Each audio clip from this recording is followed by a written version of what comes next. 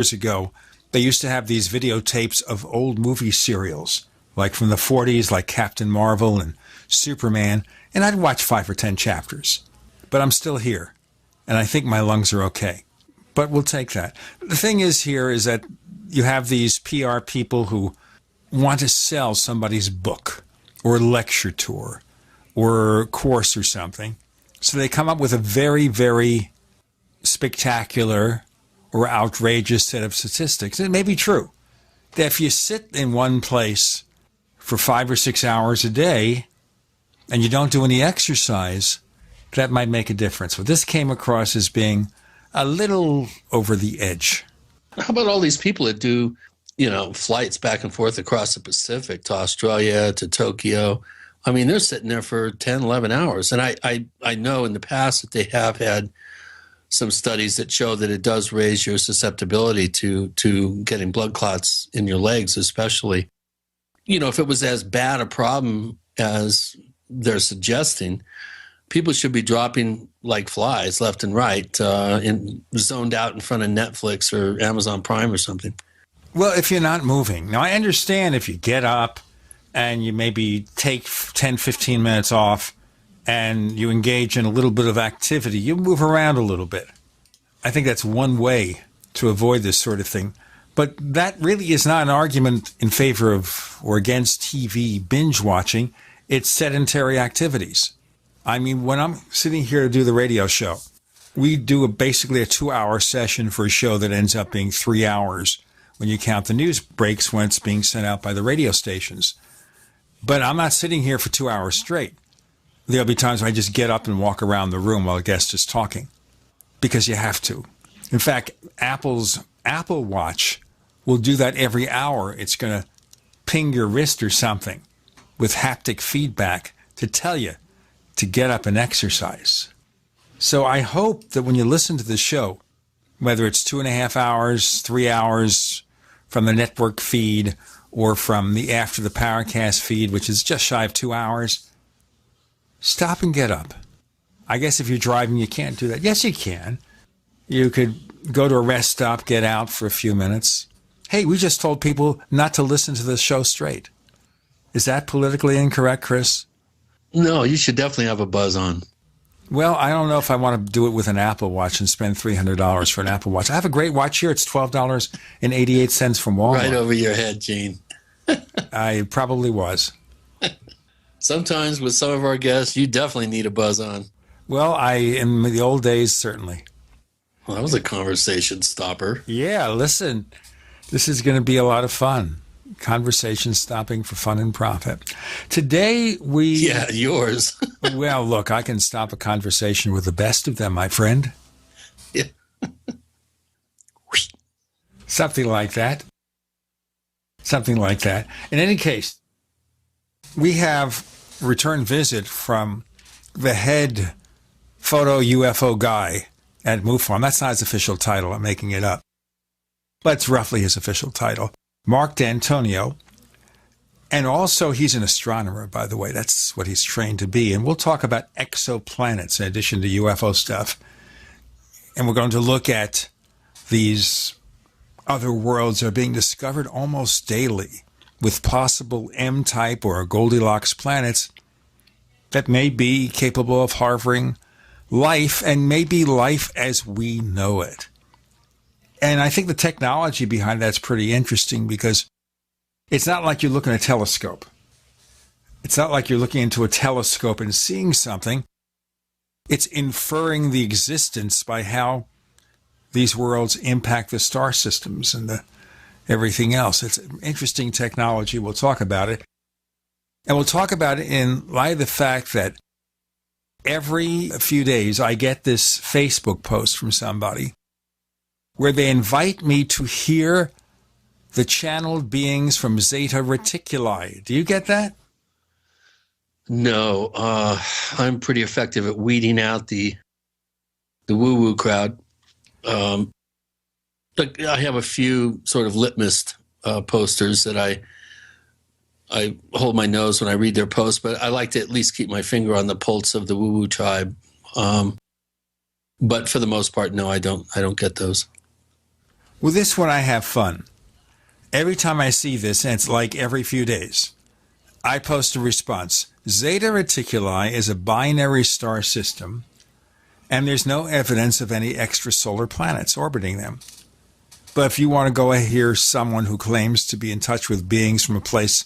but Gene, they're star beings. They live in the star. Oh, they are star creatures. Yeah. Okay. That sounds like fun. Yeah, they have molten personalities. Well, there you go. All this heated discussion. So basically, these are liquid creatures then. These are the liquid creatures from Zeta Reticuli. Okay, does that mean that as they're being channeled, they pour all over the place? I don't know. When they come here, they gush. They just love it here. I think their logic is all wet. No. The poor lady who's putting this up, I'm sure she is very sincere about this nonsense. And if someone wants to believe in nonsense, go right ahead. Be my guest. Yeah, it's still a fairly semi-free country. That may change in the next election, but I don't want to get into politics because they'll be screaming at us. Well, he said something against that guy. Well, I don't know. I know somebody who was born the P word, Gene. No T word, but one of my regular guests on the Tech Night Owl Live was born just a couple of blocks away in Queens from the person who is best described by the T word. Marc Dantonio. Lots of good stuff coming with Gene and Chris. You're in the Paracast.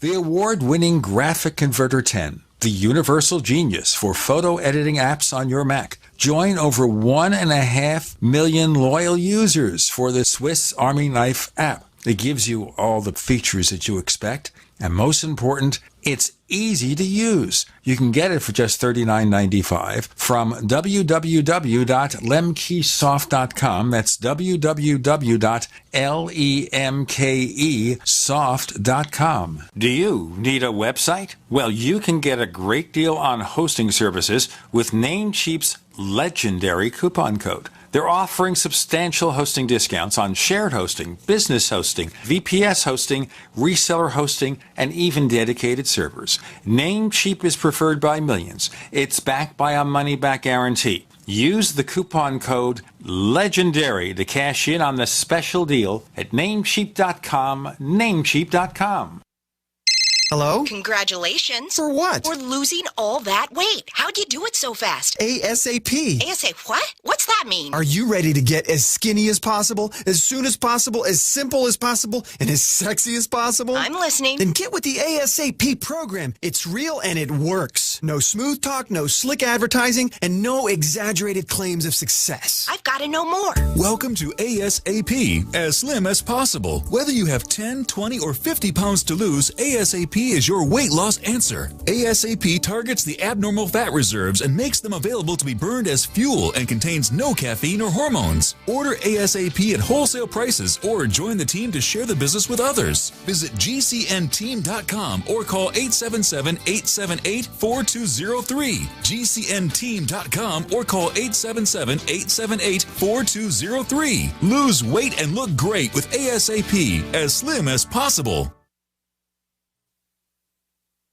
Are you worried about how dangerous the world has become? In these days of terrorist attacks, natural disasters, or even a future collapse, you need to be medically prepared to keep your family safe. I'm Joe Alton, MD of store.doomandbloom.net, where you'll find an entire line of uniquely designed medical kits and supplies for when help is not on the way. For everything from individual first aid kits to the ultimate family medical bag, go to store.doomandbloom.net today.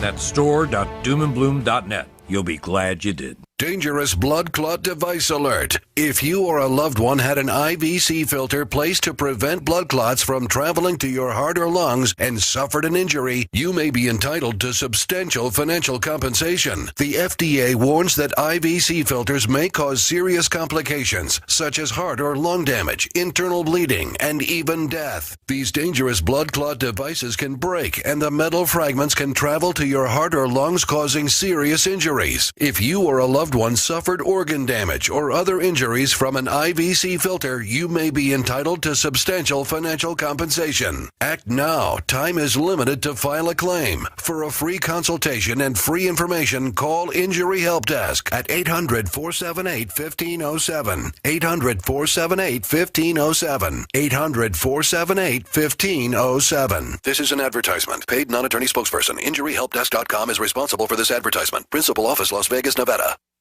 This is Dan Pilla. Do you owe the IRS money you can't pay? Are tax debts crippling you? I've defended people from the IRS for over 30 years. I've helped thousands, and I can help you too. I wrote the book on IRS settlement, and I'm telling you, there's no such thing as a hopeless case. Call 800-34-NO-TAX to finally get free of IRS debt. With the IRS's new programs, there's never been a better time to solve your problem. Call 800-34-NO-TAX. That's 800-34-NO-TAX, or my website, danpilla.com. We'd like to hear from you. If you have a comment or question about the Paracast, send it to news@theparacast.com. That's news@theparacast.com. And don't forget to visit our famous Paracast community forums at forum.theparacast.com. Marc Dantonio joins us this week on the Paracast. And, of course, we know about all the great work he does for MUFON in terms of video and photo analysis and such. But we're going to talk about the fact that he's also an astronomer and interested, as all of us are, in exoplanets, being planets that orbit other star systems. So, especially in a week here where a new Star Trek movie is out, Star Trek Beyond, we think about this. But as I was saying to our listeners before, when it comes to exoplanets, we're not always seeing them directly, are we? We're seeing their impact or effect. Thanks for having me on the show. I love being here. Thank you. When we actually see a planet, quote unquote, around another star, we have to qualify that. We don't see the planet directly, as you said. We actually see it in terms of what it does to the starlight in one case, like when we are looking for a planet that is perhaps 15 to 50 times smaller than the star. Going in front of the star is seen from the Earth. The slight drop in light that we see, we call that the light curve. The slight drop of light in the light curve of that star is an indicator that something is causing the star's light to dim. Now, that doesn't have to be a planet. It could actually be a sunspot on the star, a star spot on the star, like we have sunspots on our sun. Those spots could reduce the starlight quite significantly if there's enough of them. And then, depending on the type of star, it might very well be peppered with spots. So the lucky thing for us is that these star spots don't last forever. They only last for perhaps a month or a few weeks sometimes, and they change constantly. That said, the next time the star rotates around, if it was a star spot, we'd see perhaps this spot again, or we might see a change in the starlight. And if it comes back very quickly, then we have a problem, because that is to say, if we see this dimming very quickly, in a period is very quick, like a matter of days and sometimes hours, then the problem we have is that we're going to be seeing this dimming and think, well, that could be a planet or a spot. And the only way to tell that it's a planet is to see the long-term period, that is the cycle around the orbit of that planet around the star, to see if that long-term cycle is repeating like clockwork. If it is, then we know it's not a spot. That's why some of these candidates for planetary discovery are planets that are actually, or have been discovered perhaps 2 or 3 or 4 years ago. And now it's taking all this time to reconfirm them. Usually, if a planet is closer to its star, it goes around the star fairly quickly, sometimes 100 days, 50 days, 3 days, a day, half a day. We see all manner of periods around stars. Now, the inner planets to a star are also the more likely planets that are going to be in the habitable zone. That is the place around the star where the temperature on a planet will not be too hot or too cold to support liquid water. If it has a surface, it might be a giant planet. We've found a lot of Jupiter-sized planets orbiting in the habitable zones of their stars or close to it. So it's a confusing science. It's an infant science, but we're making some great progress. And we're actually, there's over 3,300 confirmed planets. And of those, 265 of them are actually in the star's habitable zone. So that's pretty impressive when you think about it. So it's like having 265 potential Earths. It's like having the potential of having, I won't say Earths, because we do see gas giants in the habitable zone as well. Something we're not used to seeing, because in our solar system, we don't have gas giants in our habitable zone. We have rocky planets. We call those terrestrial planets, as you know, and these rocky planets sit in that not too hot, not too cold spot, that Goldilocks zone of the habitable zone around the star. So I don't want to say 265 potential Earths. I want to say 265 planets that are known to be in the habitable zone, some of which are super Earths, and these are planets that are larger than our Earth, and they're not necessarily in the size range as our planet, or the mass range. But I think it's something that is very important for us to look at and to study, and we'll have better understanding of that as we move forward. Now, the best thing for us is to be able to look at the atmospheres, if there's any, of such planets, because I think the atmosphere is what's going to give away an alien civilization to us, as seen from a distance. Before we go on, we're getting into a wide area here. Looking at atmospheres. Yeah, we are. I'm trying very hard to keep it, I know focused, that. But we're not all astronomers. But looking at the atmosphere, how do we do that? We're seeing the impact of something to infer the existence of a planet, and it appears to be one.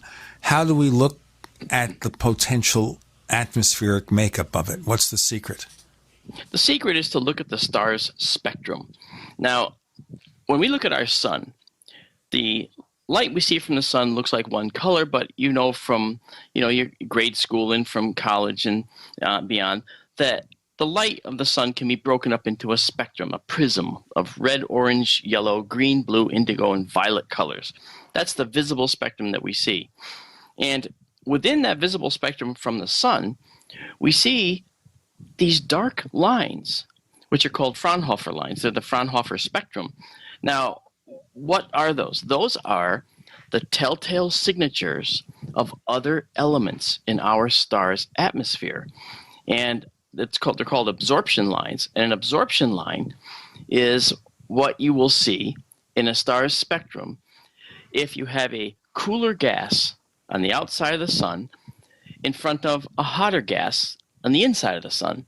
And as that cooler gas, as the hot gas from inside the hot radiation coming from the inside of the sun, that light passes through that cooler gas. The cooler gas can absorb some of that.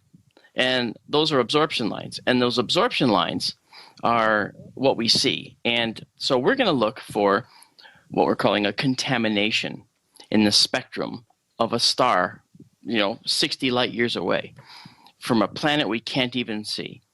So if we can see an eventual contamination in that star's spectrum, then we will have found, we'll be able to see the elements in that atmosphere of that planet, because the atmosphere of the planet will cause these very minuscule absorptions, and you'll see a potential set of absorption lines. We'll get into more of this, explain more of it, and how we can determine the atmospheric makeup of an exosolar planet. And maybe this will help us find out where ET may be found. Maybe not that far, but it's getting fascinating by the minute. Marc Dantonio with Gene and with Chris, exploring the universe. Space, the final frontier. You're in the Paracast.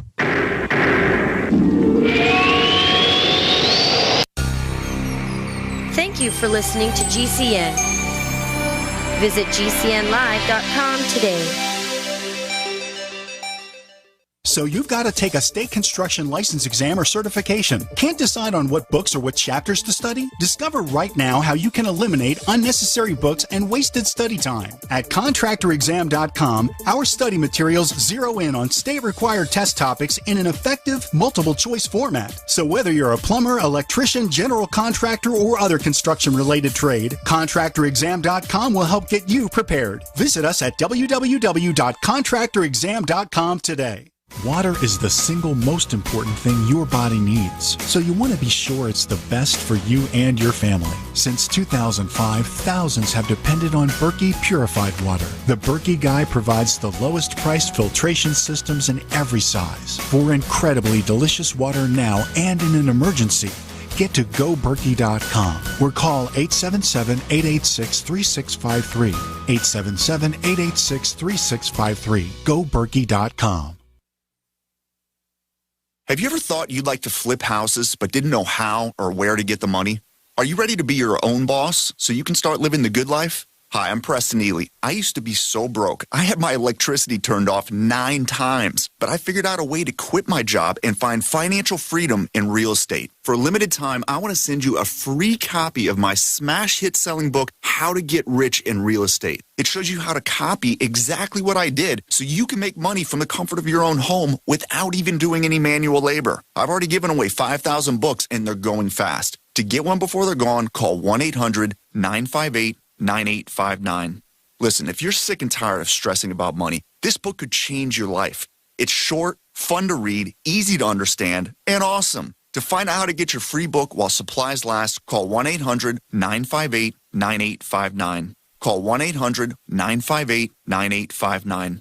1-800-958-9859. Paid non-attorney spokesperson. Injury Help Desk is responsible for this advertisement. Principal office, Las Vegas, Nevada. This ad is not legal advice, and the choice of a lawyer should not be based solely upon advertisement. Services may not be available in all states. Attention prescription antibiotic drug users. Have you or a loved one suffered an aortic dissection, aortic aneurysm, or abdominal aortic aneurysm after taking the prescription antibiotic drugs Levaquin or Avelox? These popular antibiotic drugs have been prescribed more than 80 million times since 2004, and medical studies show an increased risk of the following injuries: aortic dissection, aortic aneurysm, and abdominal aortic aneurysm. If you or a loved one used the prescription antibiotic drugs Levaquin or Avelox and suffered from aortic dissection, aortic aneurysm, or abdominal aortic aneurysm, you may be entitled to substantial financial compensation. Act now. Time is limited to file a claim. You may be entitled to substantial financial compensation. For a free consultation and free information, call Injury Help Desk at 800-823-3851. 800-823-3851. 800-823-3851. My computer is so slow, it's making me crazy. I used to have that problem. Did you quit using a computer or did you buy a new one? No, I called Geeks On Site. They made an appointment to visit my home and showed up the same day. You mean they didn't ask you to bring your computer to a shop? That's what happened when I called a support company. Geeks On Site can go to your home or business or even repair your computer online. They have 24/7 emergency service. If you are having problems with your PC or Mac, call Geeks On Site. 1-800-591-1682. Our friendly certified computer repair experts are available 24/7. Call now for a free diagnosis. 1-800-591-1682. Data recovery, virus removal, and maintenance for all laptops, desktops, printers, and networks. That's Geeks On Site for friendly certified computer repair experts, available 24/7 over the phone or in your home or business. Just call 1-800-591-1682. That's 1-800-591-1682. 1-800-591-1682.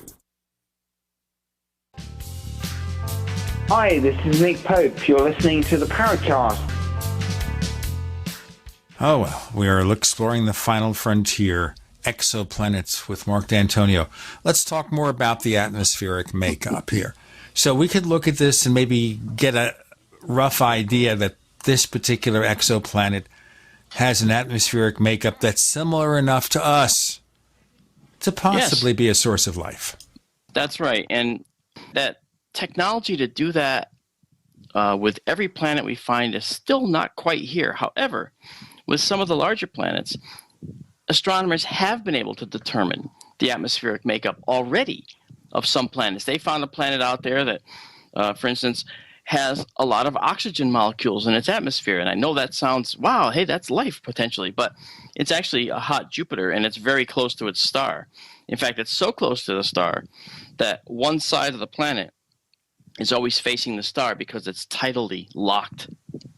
Like the moon is to the Earth. You always see the same face of the moon. And so the planet rotates once around as it goes around the sun once. So its star once. So for every revolution around the star, it turns around once. And that's the locked mechanism that happens. And that planet in particular, we've also been able to map the atmosphere, believe it or not, of this planet that's dozens of light years away. And you say, well, how could you possibly do that? You can do that, again, by looking at the spectrum and by examining the minuscule details in the spectrum. Now, you know what you need? You need an accelerator. And that's where we're heading with this kind of research. We have to get absolutely fantastic, phenomenal spectra from these stars in order to be able to determine the atmospheric makeup. That's what stopped us so far, is that the Kepler telescope is great. And the other programs out there are fantastic for doing the studies. But we still have a lack of ability to discern the exact spectrum of the atmosphere of the planet, especially if it's a small planet with a relatively modest atmosphere like our Earth. So the chances of finding the other Earth, the real match, which is similar size, similar atmosphere, even where we are now with this science, it's still pretty difficult. Well, yeah, it is. It's because you have to consider, if you want an analogy, consider that Alpha Centauri is the closest star to us, okay? And it's actually 3 stars, and there's an A and B component, and then there's a tiny little red dwarf Proxima. But let's consider the main star, Alpha Centauri, and we'll call it Alpha Centauri A. Now, Alpha Centauri A is a star kind of like the sun. All right, think of it as about the same size, about 1 million miles across, maybe a little more, a little less, and it's at a distance of only 4 light years away. Now, that means, of course, that light takes 4 years to get here from there, but it's the closest other star to us. See? And there is a possibility that it has a planet or two that is circling it or one of its components. Now, the disk of that star, even though it's the closest star to us, the actual round disk of the star is not visible to us. It's too small. But you have to say, well, that's an amazing distance. It's just a little tiny point of light. We don't have a telescope that can make Alpha Centauri A a round disk in our view. We just don't. So the planet is a round disk, but 10 to 100 times smaller than the star. So how the heck can we ever see that?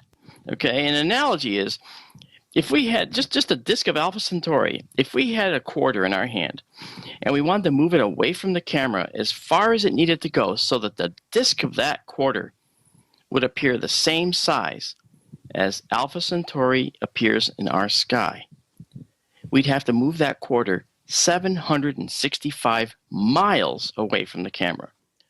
So that kind of gives you an idea how difficult it is to see the disks of the stars, never mind the disk of a planet, which is obviously a lot smaller. So we have some science to work on, yes. Now, I was mentioning this in the first segment before you came on, and that is there appears to be this romantic obsession with Zeta Reticuli, and it might be partly due to the star map from the Barney and Betty Hill case. But I'm getting these crazy invitations on Facebook. See the beings from Zeta Reticuli. Now, I recall Zeta Reticuli is a binary star system, correct? Well, Zeta Reticuli is it's a G3 star. I would have to talk to you about spectral types to understand, but there's two. It's a G3 and a G2-5. G2-5 is what we are. Now, we have a spectral type. Now, the spectral class of our star is a G. The spectral type is a G2-5. Now, within the spectral class, you have, say, G0 through 9, okay? We're a G2 star. Now, where does that fall, and what does the G mean? Well, the hottest stars are O-type stars, and the coolest stars are M. as in Mike, M. And they go from O, B, A, F, G, K, M. And there's a few other spectral types mixed in there. But now for normal stars, stars that convert hydrogen to helium, like our sun, they have the Roman numeral V, 5, as their what's called a luminosity class. All of the 5s like that, all of those V stars are on what's called a main sequence.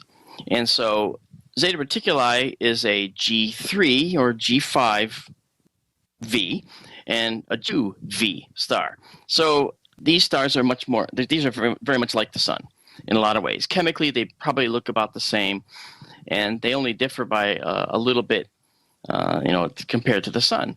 And they're both main sequence stars. They're both doing the normal hydrogen to helium burning. So Zeta Reticuli has been attractive, and is, of course, we've seen it in science fiction. We've also seen it in extrasolar programs, and it has no known planets around it, but there is a debris disk. All right. And that debris could be a solar system in formation or an outer asteroid belt that we don't, know any more detail about. And so there's a lot going on at Zeta Reticuli, but there are no known planets at this point. Now, just saying debris should be where we can put that claim about beings from Zeta Reticuli right now. Well, I mean, we can always play into this, right? We can always say, well, if they don't want to be noticed, then maybe they're hiding from us. Maybe they have a way to cloak their system or whatever, This is where the Romulans come from. No, they come from Romulus, which is a planet around another star, not Zeta Reticuli. I don't know. No, they blew themselves up. They just, they elected some leader that created catastrophic conditions politically, and boom. Right, the home planet of the Romulans was destroyed, according to Star Trek, the 2009 reboot. So that makes perfect sense. There you go. So there's your debris disk, right? That's funny. No, but seriously speaking here, yeah, we're seeing here more and more evidence that life may not be a rarity. In fact, in our own solar system, we're finding evidence of liquid water, which doesn't mean there are necessarily intelligent beings there. But if we see that life is something that's plentiful, that raises the prospects of intelligent civilizations being out there. So let's look a little bit about that.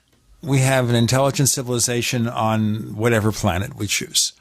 And now they want to travel light years away. So do they use warp drive? Can there be such a thing theoretically as a warp drive? Well, 30 years ago, we would have laughed at it and said, ha, ha, ha, it's Star Trek. Until 1995, when Miguel Alcubierre came up with what's called the Alcubierre tensor. It's a design, if you will, for a warp drive. Now, let's go into that in the next segment. This is fascinating. Marc Dantonio, who does research with MUFON on photos and videos and is an astronomer, and we're kind of here picking his mind on astronomy. And what about warp drive? With Gene and Chris, engage. The Paracast.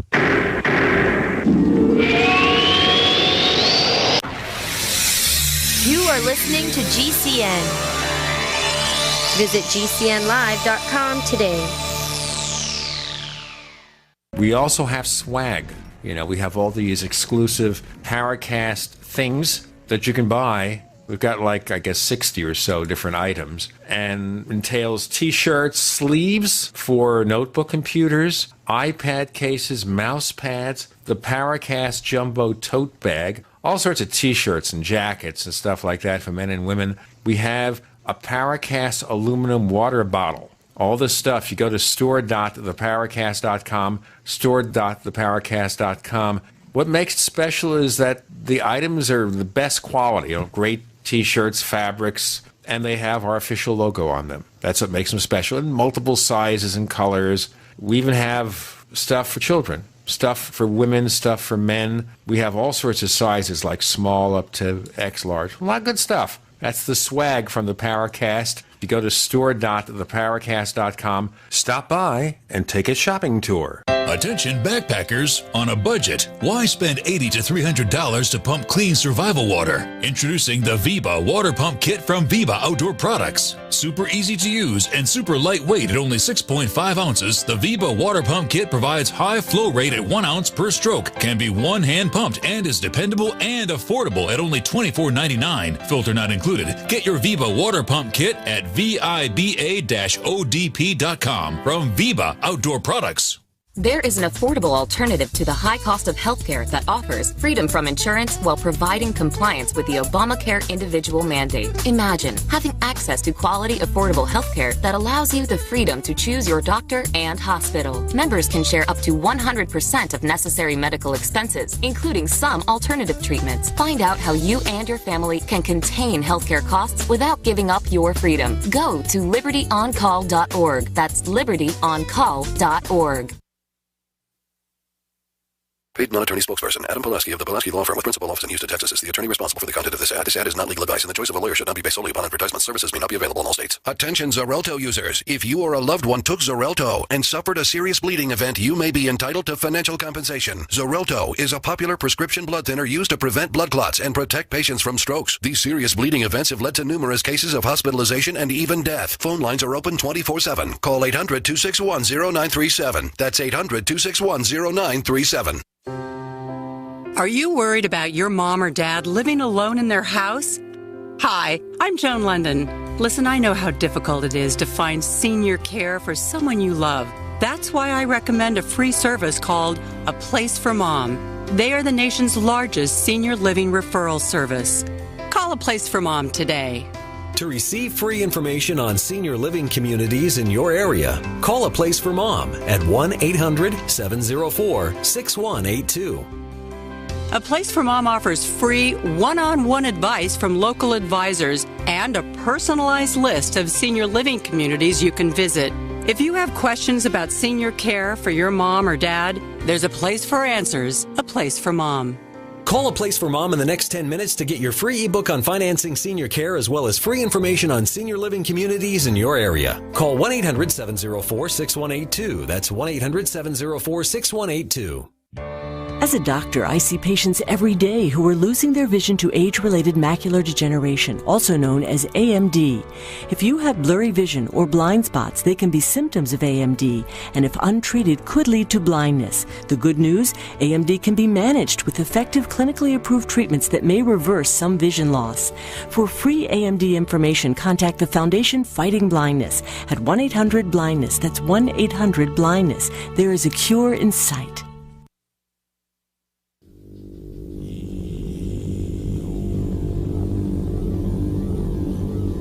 This is Jacques Vallée. You're listening to the Paracast, the gold standard of paranormal radio.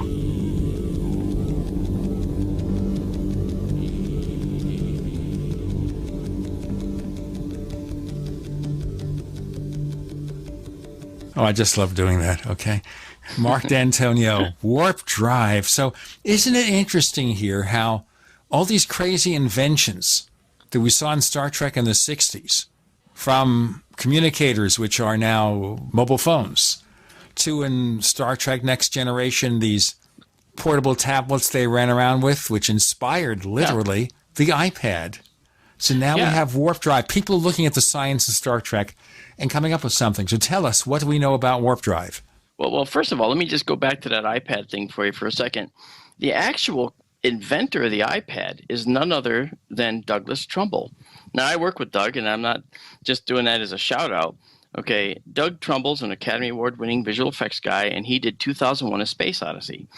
And he had Cara Delea, the actor who was on the Discovery in that movie. I'm sorry, Dave. Yeah, exactly. I'm sorry, Dave. I'm afraid I can't do that. Well, he actually had them using little pads that he created in his mind to say, well, I can foresee someday little tool pads that people will be able to run around with and pump, touch and get all these data, off of and work with. And so he had envisioned that way back in 1968. So there's a lot of reasons the iPad came to be, and I'll leave it at that. It may not be Doug, but I choose to think that, it was too obvious not to have been an influence. Yeah, you want a computer system.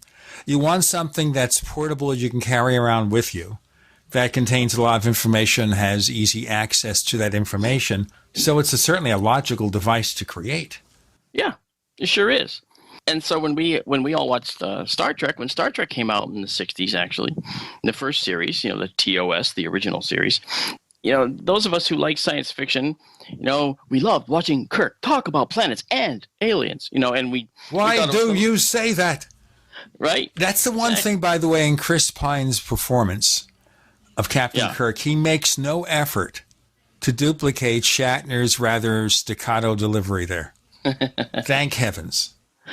Yeah, I think Shatner is, in his older years, he's made more fun of himself, and he's actually become a very funny guy overall. But sticking to the topic of the warp drive for a sec, that concept was always science fiction because the possibility, although it existed, it required so much energy to be able to generate what's called a warp bubble.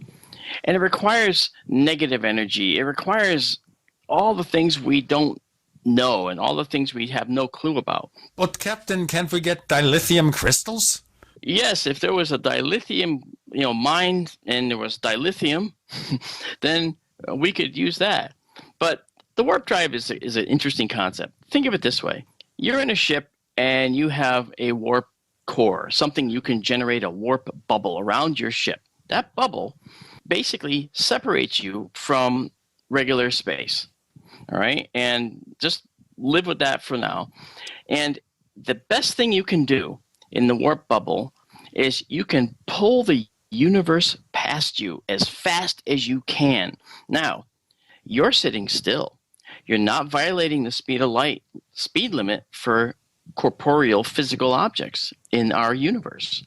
In our 4 dimensions of X, Y, and Z all moving through time, you aren't violating any of those physics. You're violating nothing. By pulling the universe past you, it turns out you can do that as fast as you can possibly muster, which means you can go many times the speed of light. You can actually reduce the trip to Alpha Centauri with a theoretical ship from 19,000 years, as it would take with our latest and greatest rocket systems we have now, to 5 days. Now, that's the actual Al-Kabiri metric that he created. Now, that whole process, however, to create the warp bubble, originally when Al-Kabiri created his ship, it had a ring around it, like the Vulcan ship did in Star Trek. And the science actually was not lost on Roddenberry, okay?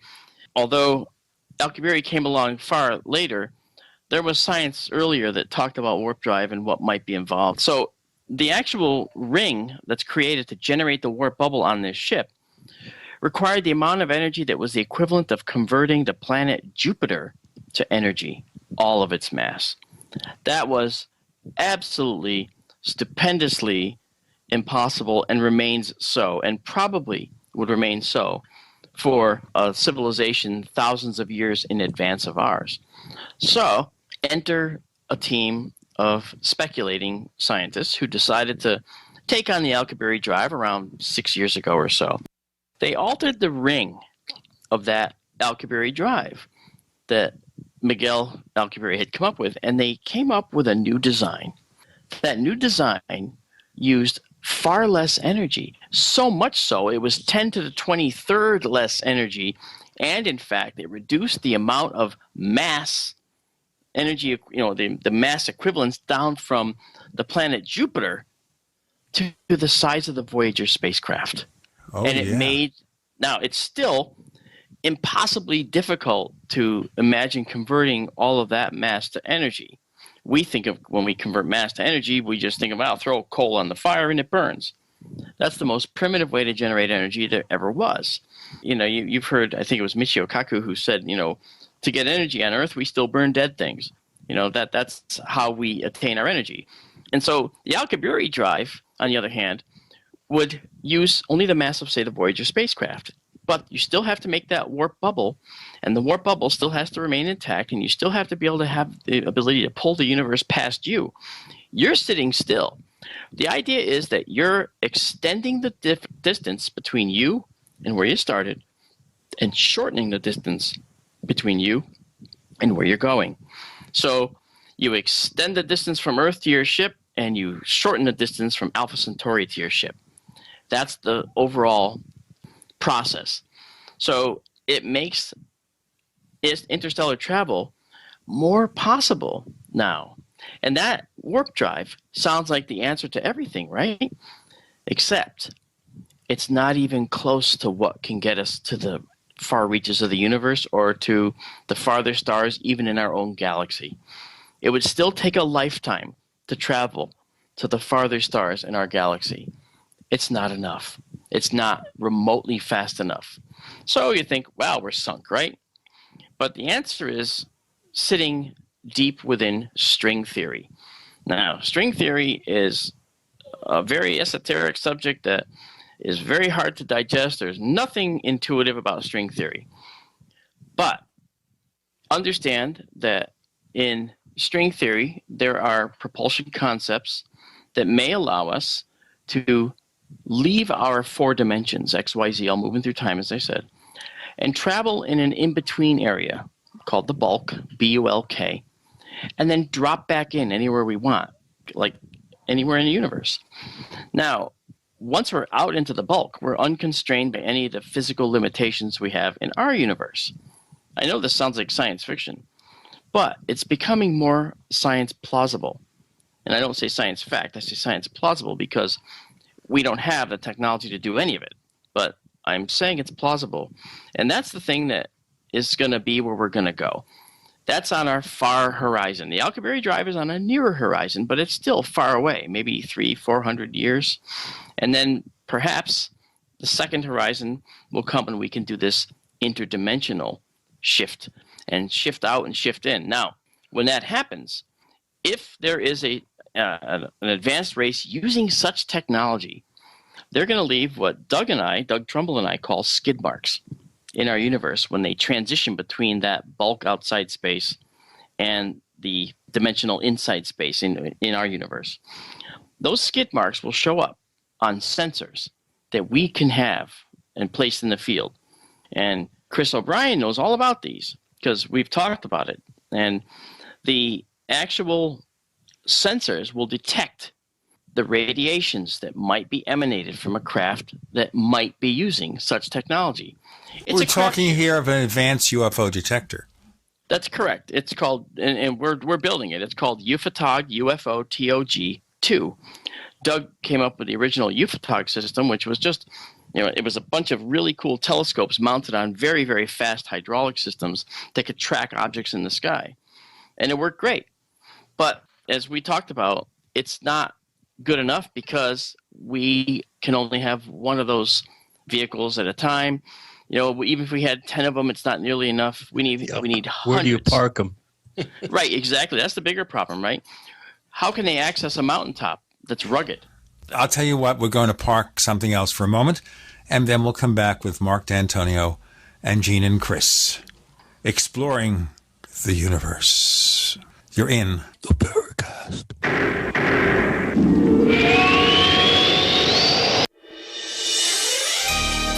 Thank you for listening to GCN. Be sure to visit GCNlive.com today. Attack of the Rockoids has been well received by critics and readers alike. It's a thrill-a-minute story you'll never forget. A former U.S. military intelligence officer is haunted by intense dreams about a beautiful woman pleading for his help after a terrible battle in outer space.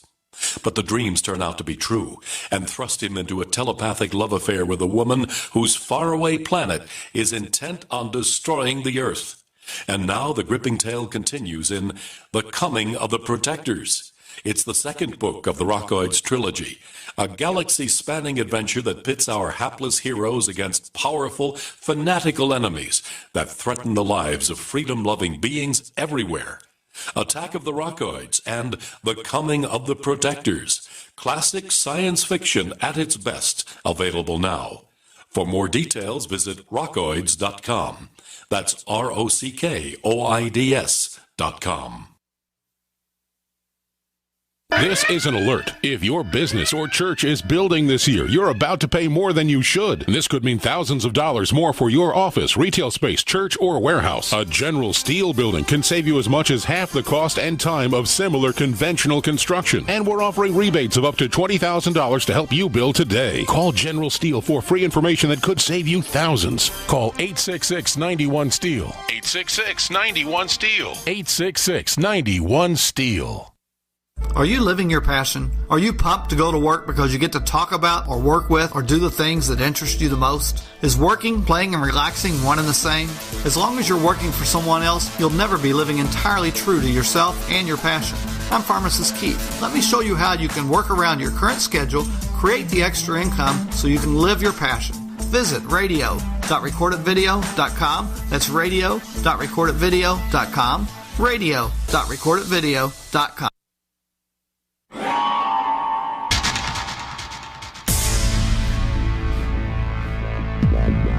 Welcome back to the Paracast, the gold standard of paranormal radio. And now, here's Gene Steinberg.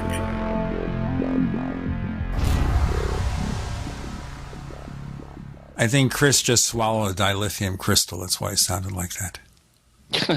All right. Okay. So, of course, we're assuming right now that any such development could be hundreds of years away, but we don't know. You know, it could be there's a Zephyrin Cochrane kind of guy out there who will, 50 years from now, when the world's about to end, will invent this technology. We don't know. Well, how about Ben Rich making that very suggestive comment that we finally figured out the equation or something? Oh, you mean that we have the technology to send ET home? Right. Well, he said something about an equation or a formula that they've been scratching their heads over, evidently, for years, and they finally made some sort of breakthrough. Yeah, well, it's all speculative, and until it actually comes out, there's nothing we can. We can always speculate, and that's it. Right. You know how we are. Us guys, we want facts. We want data we can actually touch. Stuff we can work on. Show me your data. Yeah.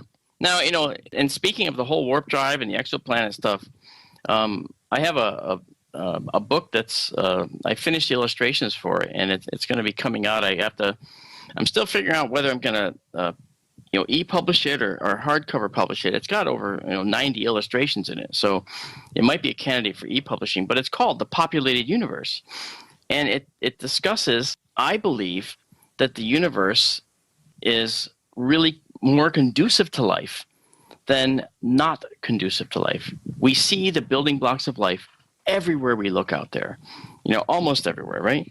We see them on Europa. We see them on Titan. We see them on comets, for crying out loud. And we know that amino acids have been delivered to our planet via natural processes from comets striking the Earth, meteors striking the Earth, and then the Earth itself generating amino acids. So the Earth generates the building blocks of life, and the universe provides them with bombardments. If it happened here, it's happening there. I go out on a limb to say that. I'm not, just because I don't know for sure that it's happening out there, I use our Earth as a very obvious example of what the universe is doing everywhere. It's creating this, what we have all around us. It's creating this in the habitable zones. Maybe a tree is a universal thing that happens. I don't know. Maybe a bipedal human type character, creature, whatever, is what happens everywhere. I don't know. It was evolutionarily selected on Earth because of several large extinctions that left holes through which other species could exploit. All right? So when that small vole climbed out of its hole after the asteroid impact, 100 years later, that vole went down another path, and, that certainly changed it from what it might have been had the dinosaurs survived. So certainly we have mass extinctions to thank for our exact existence, but we don't know what we would have looked like if the dinosaurs had not extincted. We don't even know that we would be here at all, right? So possibly our existence is a matter of happy and unhappy odds. And the question would be, would those circumstances be duplicated elsewhere in the universe? Well, with so many possible options, perhaps they are, and perhaps more often than not. Even if there are only a few dozen highly advanced civilizations, that could mean quite a lot. Yeah, it does. And the fact is that the estimate is that there's probably, we're looking at a small, tiny, teensy-weensy, itty-bitty, don't say yellow polka dot anything, okay? An itty-bitty, teeny-weeny, sampling of planetary candidates that have become planets out there. And we don't know how many more are actually out there, but we infer through statistical analysis that there's quite a lot. Could be that there are perhaps up to 40 billion other Earth-like planets in our galaxy alone. That's billion as in boy, billion, okay? And boy, that's a lot. So we have about 400 billion stars in our galaxy, and maybe 10% of them, actually are Earth-like planets. And this statistic is something that's coming out of the research. So this possibility is that we may not have to look to other galaxies to find advanced life. We might have it, nearby, near us. I'm not saying the universe is totally teeming with life, but I'm erring on the side that says I think that it may very well be. That's why I call it the populated universe. I think that life is the rule, not the exception. Well, that being the case, that raises the odds for them being here, at least. Yeah, and that's the reason why I study unidentified flying objects, and why I'm working with Doug and a team of scientists that we put together from the Lawrence Livermore Lab, who are actually helping us create these platters, we're calling them, to help detect this really interesting potential radiation coming from far out in the atmosphere when something transitions out of a dimension from who knows where to our dimension. So there's a lot going on, and I think that we're heading down the path of finally getting an answer to all that. Why have we had no positive results, except I think maybe in one case there was something ambiguous, from SETI? Are they looking at the wrong things and searching for some kind of transmission from an intelligent race out there? Well, I used to be sort of not a basher, but I was sort of skeptical of SETI in the beginning. But I've come to realize that SETI is actually doing a very important role. And that role is that the neutral band of hydrogen is a potential exploitable path that can be used by an alien civilization. Now, an advanced civilization wouldn't use it potentially because it's too slow. Because the things that leave and use the neutral band of hydrogen, the 21 centimeter band, would actually take their time getting places. That means traveling at light speed. All right, it would take 4 years for SETI to know if a signal was transmitted from Alpha Centauri. It would take thousands of years for a signal to be intercepted, from the other end of from stars in our galaxy somewhere. So the bottom line is that SETI's doing an important role because it's looking to see if anyone locally has exploited that communication regimen. But it's not practical. And I've always stuck to that. It isn't practical because you can't establish reliable two-way communication. If you get a message from an alien being, 10 light years away, hey, how are you? And you respond, oh, we're fine. How are you? Nice to meet you. 10 years later, you might say, well, who are you? Of course, if they have rather a fast changeover of government leaders and various governing philosophies, the sort of people or creatures you reach may not be there anymore in the same capacity. But the other question is here. Well, so much for galactic speed dating. There's that. What about subspace? If we're going to have warp drive, or at least find a way to theorize warp drive is something that could actually happen.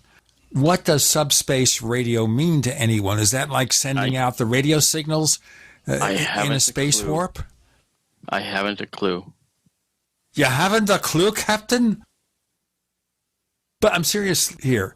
Would there be a way to transmit what we consider radio waves in a way that it's separate from the normal speed of light? Well, I mean, when you talk about subspace communication, you have to say, what does that mean? What is subspace? Well, obviously it was a quick plot device to explain how they can talk to one another. We realized that they came up with things that were convenient. Just for example, we have the matter transporter because it was too expensive to show in Star Trek spaceships constantly landing with primitive special effects and a low budget. But if you just have them wink in and wink out and land somewhere else, that's fine. We have Marc Dantonio trying to figure this all out, and we are looking for those answers. With Gene and Chris, you're in the Paracast. The award-winning Graphic Converter 10, the universal genius for photo editing apps on your Mac. Join over 1.5 million loyal users for the Swiss Army Knife app. It gives you all the features that you expect, and most important, it's easy to use. You can get it for just $39.95 from www.lemkesoft.com. That's www.lemkesoft.com. Do you need a website? Well, you can get a great deal on hosting services with Namecheap's legendary coupon code. They're offering substantial hosting discounts on shared hosting, business hosting, VPS hosting, reseller hosting, and even dedicated servers. Namecheap is preferred by millions. It's backed by a money-back guarantee. Use the coupon code LEGENDARY to cash in on the special deal at Namecheap.com, Namecheap.com. Are you tired of commuting to a job that makes someone else rich, working harder than ever, but getting nowhere? Do you hate spending hundreds of dollars every week on daycare, having someone else raise your children? With our opportunities, you can start earning money as soon as next week. You get to be the boss, work from home, and live a happier life.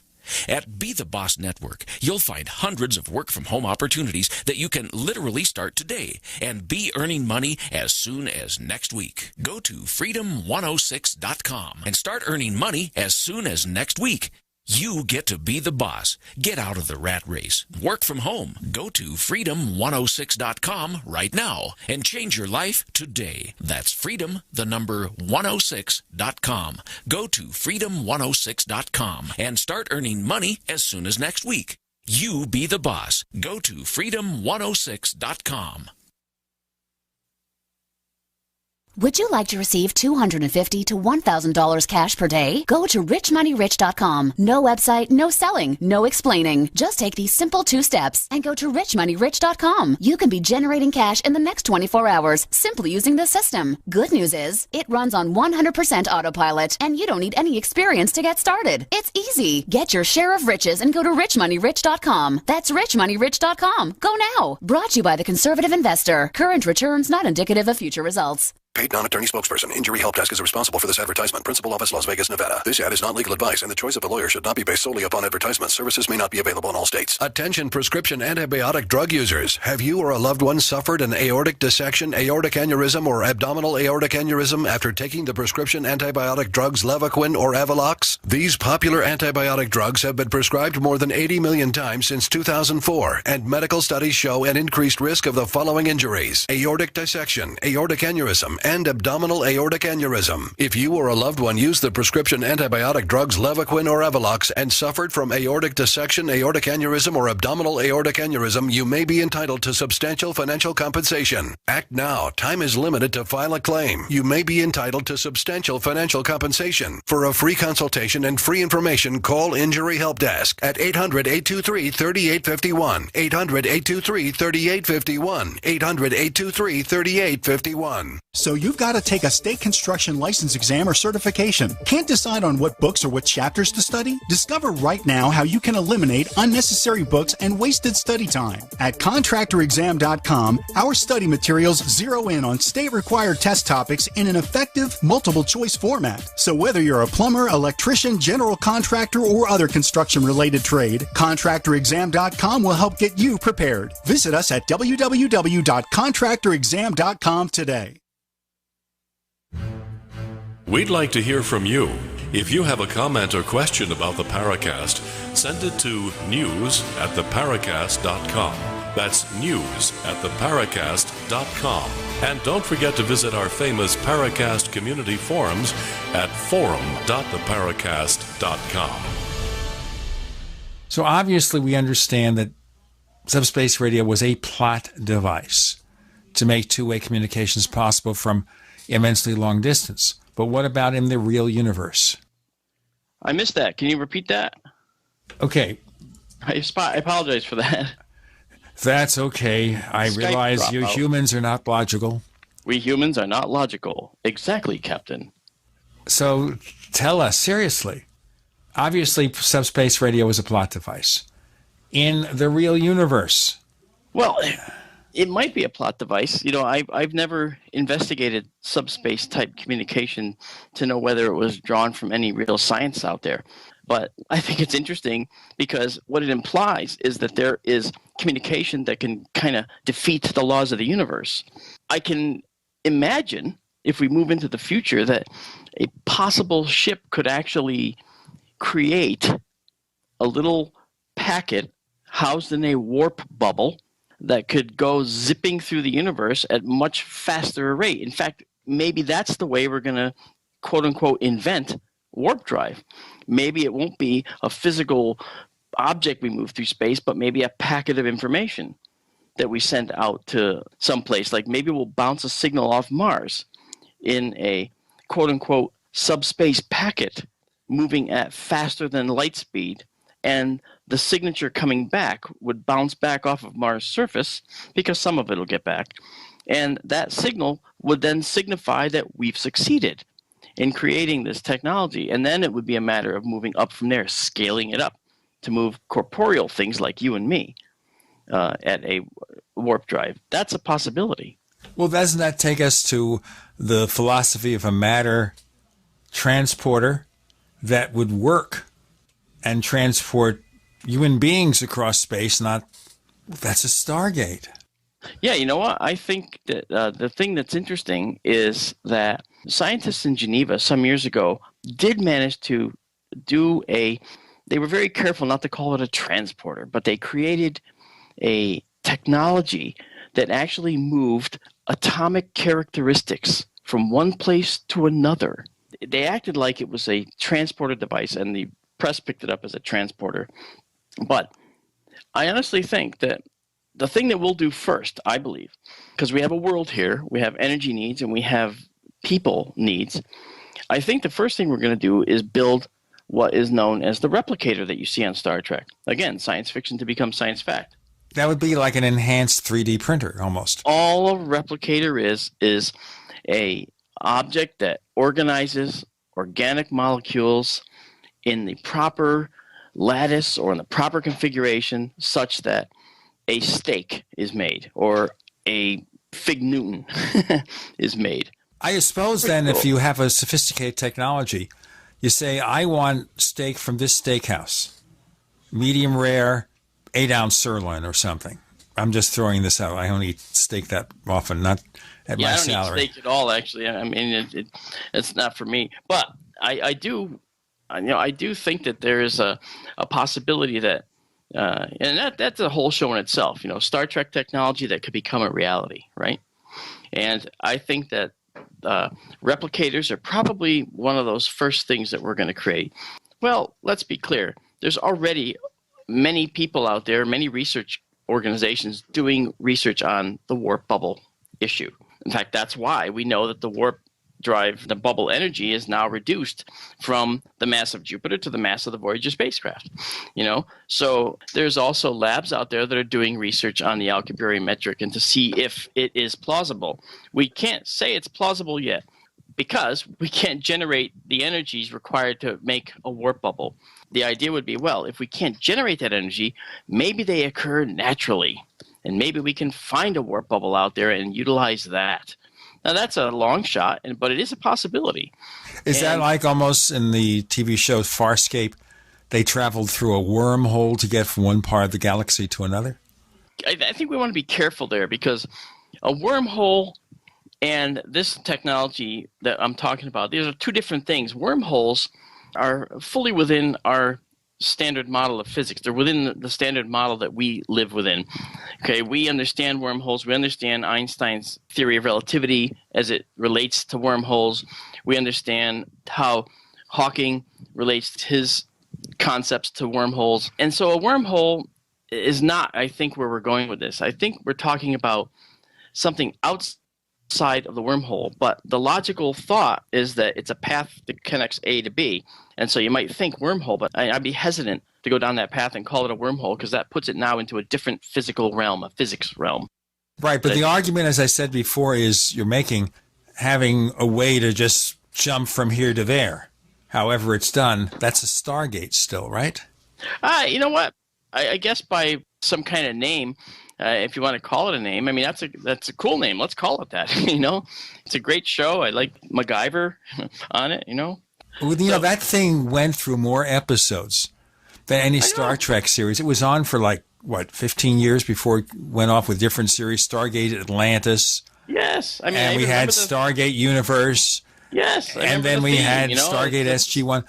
But the other thing that was interesting too is now the original creators of Stargate, Rowan Emmerich and Dean Devlin, who just had this semi-failure of an Independence Day sequel, they want to go back and redo Stargate all over again. I hope they do. I think that'd be great. And you know what? I think they need Doug Trumbull. Well, you should give them a call. Yeah, I think that Doug knows Roland Emmerich, actually. But, he's particular. For instance, he was offered the Star Wars franchise by George Lucas, and he decided he didn't want to do it because he didn't like the Star Wars universe, quote unquote. That is to say, what passed for reality in that universe. He's more of a science-related guy when it comes to movies. He doesn't want to do stuff that's so far outside that realm.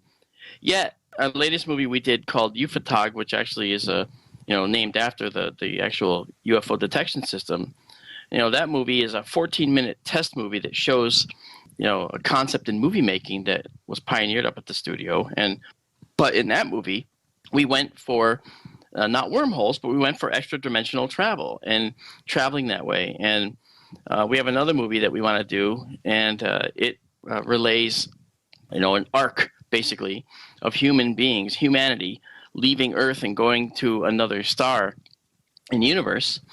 And it realistically, it takes 80 years to get there. I mean, it's a long distance, space opera, basically. And it's we see successive crews of families and children growing to grown old men, all that stuff, in the course of the movie is where it's going.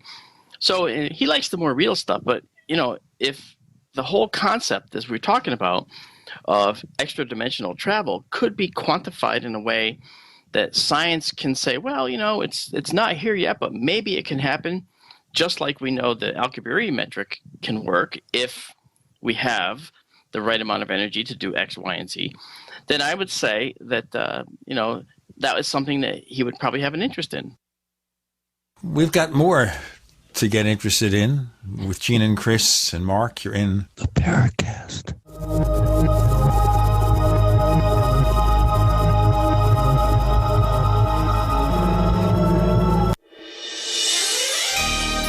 Thank you for listening to GCN. Be sure to visit GCNlive.com today. Ted Anderson telling you about Jordan Rubin's Beyond Organic Green-Fed Raw Cheddar Artesian Cheese featuring whole milk created through ancient dairy breeding, unpasteurized, untreated whole milk on the same farm the cows graze, containing natural sources of omega-3s, CLA protein, calcium, probiotics, and enzymes. I have never tasted cheese this good, and you need to try it. Contact your Longevity distributor or call 877-878-4203 or go to gcnteam.com. Would you like to receive $250 to $1,000 cash per day? Go to richmoneyrich.com. No website, no selling, no explaining. Just take these simple 2 steps and go to richmoneyrich.com. You can be generating cash in the next 24 hours simply using the system. Good news is, it runs on 100% autopilot and you don't need any experience to get started. It's easy. Get your share of riches and go to richmoneyrich.com. That's richmoneyrich.com. Go now. Brought to you by the Conservative Investor. Current returns not indicative of future results.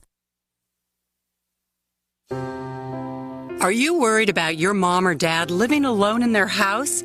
Hi, I'm Joan London. Listen, I know how difficult it is to find senior care for someone you love. That's why I recommend a free service called A Place for Mom. They are the nation's largest senior living referral service. Call A Place for Mom today.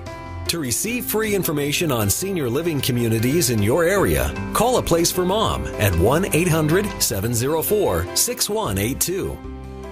A Place for Mom offers free one-on-one advice from local advisors and a personalized list of senior living communities you can visit. If you have questions about senior care for your mom or dad, there's a place for answers, A Place for Mom.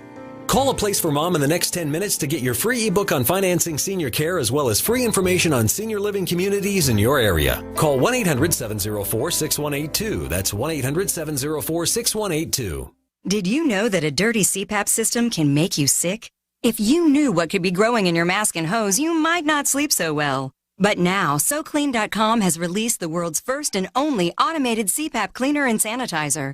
It kills 99.9% of all CPAP germs, and it's completely hands-free. For a limited time, you can try SoClean risk-free for 30 days. Just call 1-800-952-2797. SoClean changed the CPAP experience for the better. My health has improved. It's simple to use, and I'm not worried about infections. SoClean destroys CPAP bacteria, viruses, and germs, and it eliminates the daily hassle of washing your system by hand. There's no water, chemicals, or disassembly. Just pop in your mask, close the lid, and presto! Your CPAP system is clean and fresh in minutes. Call SoClean.com to try it risk-free at home for 30 days. This is a limited time offer, only available by calling 1-800-952-2797. That's 1-800-952-2797. Think about this. Your community's aging water infrastructure systems are very likely to be contaminated with heavy metals like lead, disinfection chemicals like ammonia, chlorine and chloramines, and pharmaceuticals like statins, pain meds, and antidepressants. And no, water treatment plants are not equipped to filter these pharmaceutical toxins out. Protect your family's water supply with the trusted Big Berkey water filter. New NSF EPA certified lab tests show Big Berkey water filters remove chloramines, pharmaceuticals, BPA, pesticides, bacteria, and viruses, all forms of fluoride, and much more. Big Berkey water filters are the original and most trusted on the market, the gold standard in water purification, and our filters last for years at less than 2 cents per gallon. Big Berkey, the one powerful enough to purify stagnant pond water. Get your Big Berkey today. Call 1-877-99-BERKEY or click BigBerkeyWaterFilters.com. That's 1-877-99-BERKEY. Big Berkey Water Filters, for the love of clean water.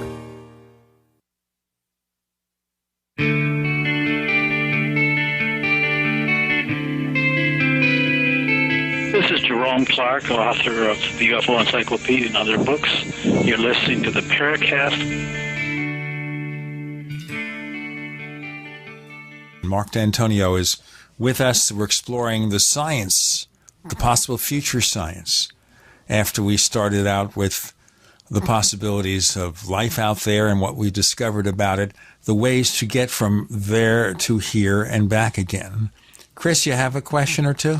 Yeah, I do. The first one relates to Mark's role as a chief video and photographic analyst for MUFON, and the fact that you are a scientist and you do have very discerning analytical abilities. And Matthew 1977 wants to know if the D in Dantonio stands for debunker. You know what? I get that question a lot, not about the D in my name. But Matthew, to answer your question, okay, and I have a little smirk on my face because those that work with me know that I'm not a debunker. I am absolutely hard on the data.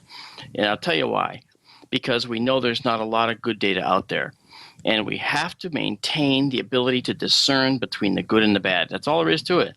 And I know that I may not always be right on an assessment of an object. I don't claim to be right. But all I can bring to the table are my skills that I've developed over the last 40 years to try and discern the difference. I understand computer-generated graphics. I do that for a living, in part. I have my own studio here. I do my own visual effects work. I can see and recognize good special effects and bad special effects in the CG realm and in the physical realm. And I recognize things like, for instance, kites that are fitted with LEDs that are flown as UFOs. I can analyze those, and I can actually show the structure of the kite behind the lights, for instance. And I work with other scientists who are actually into this realm as well. And, I never work in a vacuum. I'm not the be-all, end-all, and never, ever said I was. And I think that you have to be a team, a good, solid team in order to do this. But I may not agree that something is a UFO when 50,000 people might say it is. You should have heard the names I was called when that Norway spiral started occurring. You're right. We just had a new one last week. Yeah, right. I got that video minutes after it was filmed. It was sent right to me.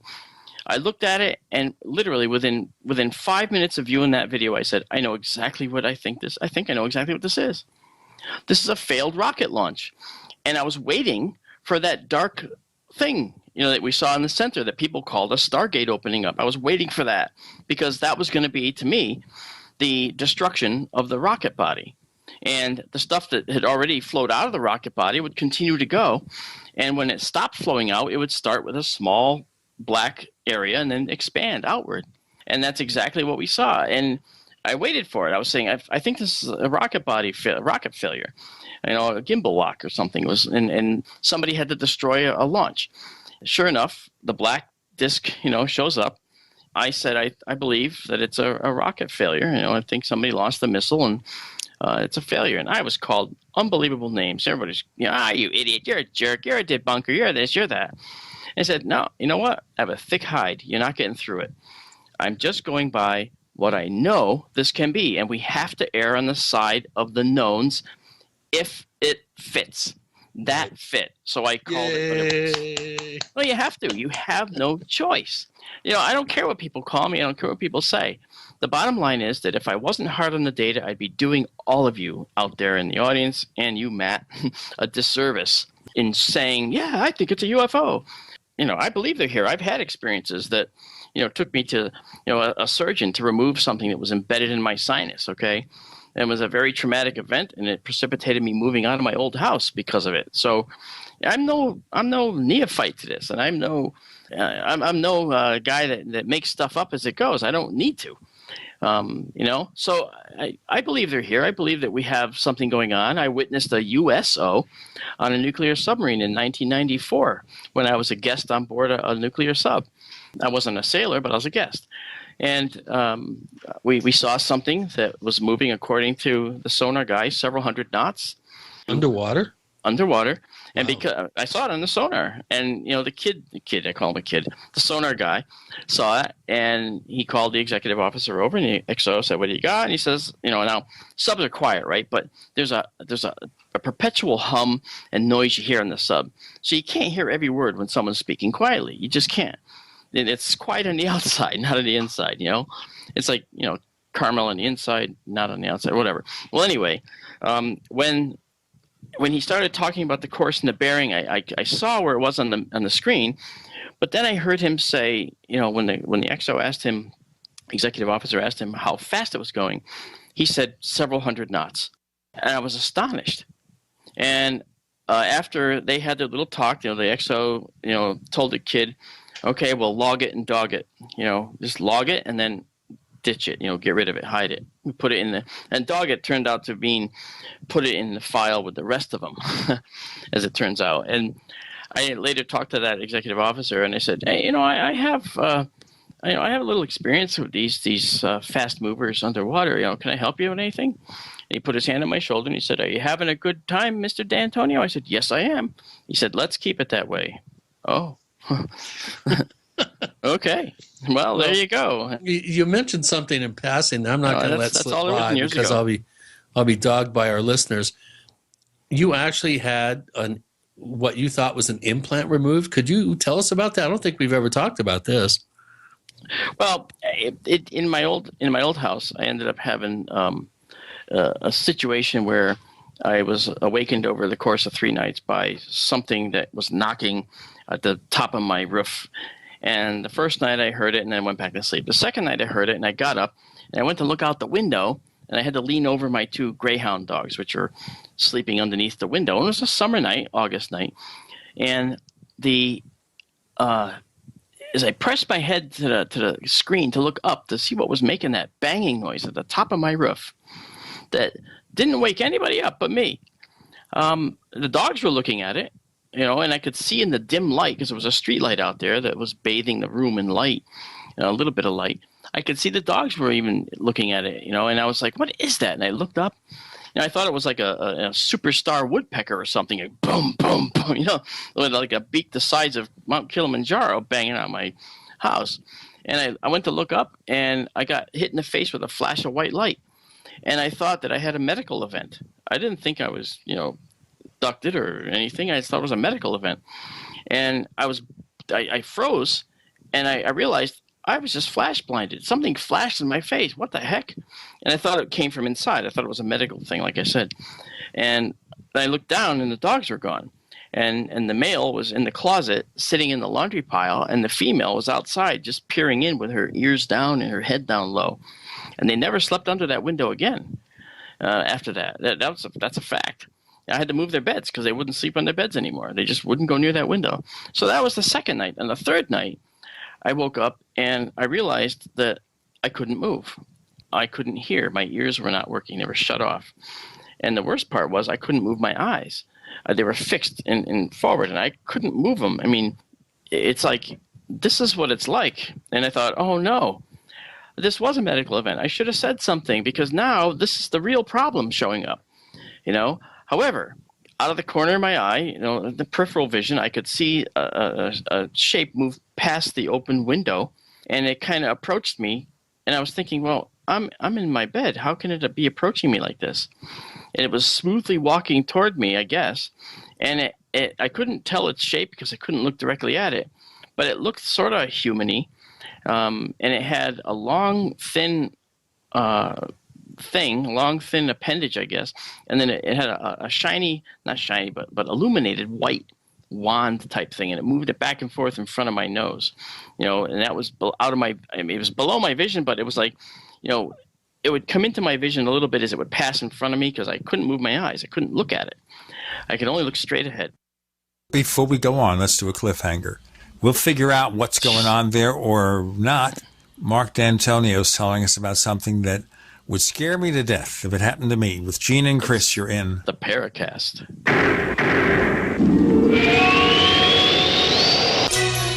Thank you for listening to GCN. Visit GCNlive.com today.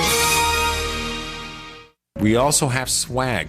We have all these exclusive Paracast things that you can buy. We've got 60 or so different items, and entails t-shirts, sleeves for notebook computers, iPad cases, mouse pads, the Paracast Jumbo Tote Bag, all sorts of t-shirts and jackets and stuff like that for men and women.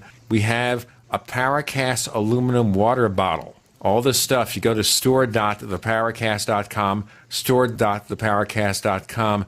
What makes it special is that the items are the best quality, great t-shirts, fabrics, and they have our official logo on them. That's what makes them special, in multiple sizes and colors. We even have stuff for children, stuff for women, stuff for men. We have all sorts of sizes, like small up to X large. A lot of good stuff. That's the swag from the Paracast. You go to store.theparacast.com, stop by, and take a shopping tour. No other network provides the level of customer service we do. When it comes to radio advertising, we are your one-stop shop. And no matter how big or small your business is, we can help. Email us at advertise@gcnlive.com, and an experienced advertising executive will help you take the first step towards driving more customers to your business or website. Advertise@gcnlive.com. Easy, affordable, effective.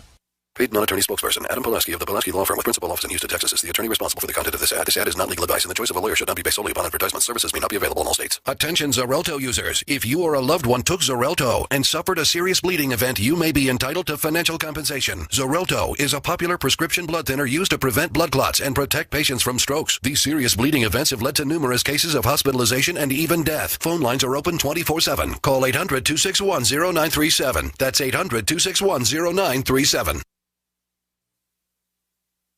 Worried about lead, fluoride, and other contaminants in your drinking water? Get a ProPure with the Pro 1G 2.0 cleanable reusable filter and remove up to 200 contaminants. Drink water the way nature meant it to be. Clean, crisp, and refreshing. See the complete line of ProPure products, including the new ProMax shower filter. There's a ProPure for you. Visit your authorized ProPure dealer for details or ProPureUSA.com. That's ProPureUSA.com. Hi, Peter Vaccaro for ParanormalDate.com. Are you looking for love in all the wrong places? Now you have a chance to change that by signing up for free at ParanormalDate.com. This incredible dating site puts people of like minds together. People who are interested in the strange, the unusual, mysteries, ghosts, UFOs, and the afterlife, and so much more. ParanormalDate.com was developed for you, people seeking a viable alternative to the other dating services. You can join for free by going to ParanormalDate.com, and if you decide you like it and want to connect with people, use the code GEORGE for a substantial discount.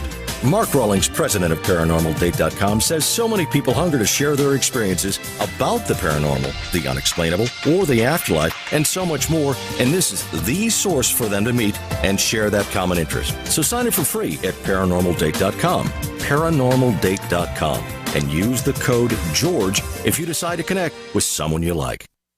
This is Dan Pilla. Do you owe the IRS money you can't pay? Are tax debts crippling you? I've defended people from the IRS for over 30 years. I've helped thousands, and I can help you too. I wrote the book on IRS settlement, and I'm telling you, there's no such thing as a hopeless case. Call 800-34-NO-TAX to finally get free of IRS debt. With the IRS's new programs, there's never been a better time to solve your problem. Call 800-34-NO-TAX. That's 800-34-NO-TAX, or my website, danpilla.com.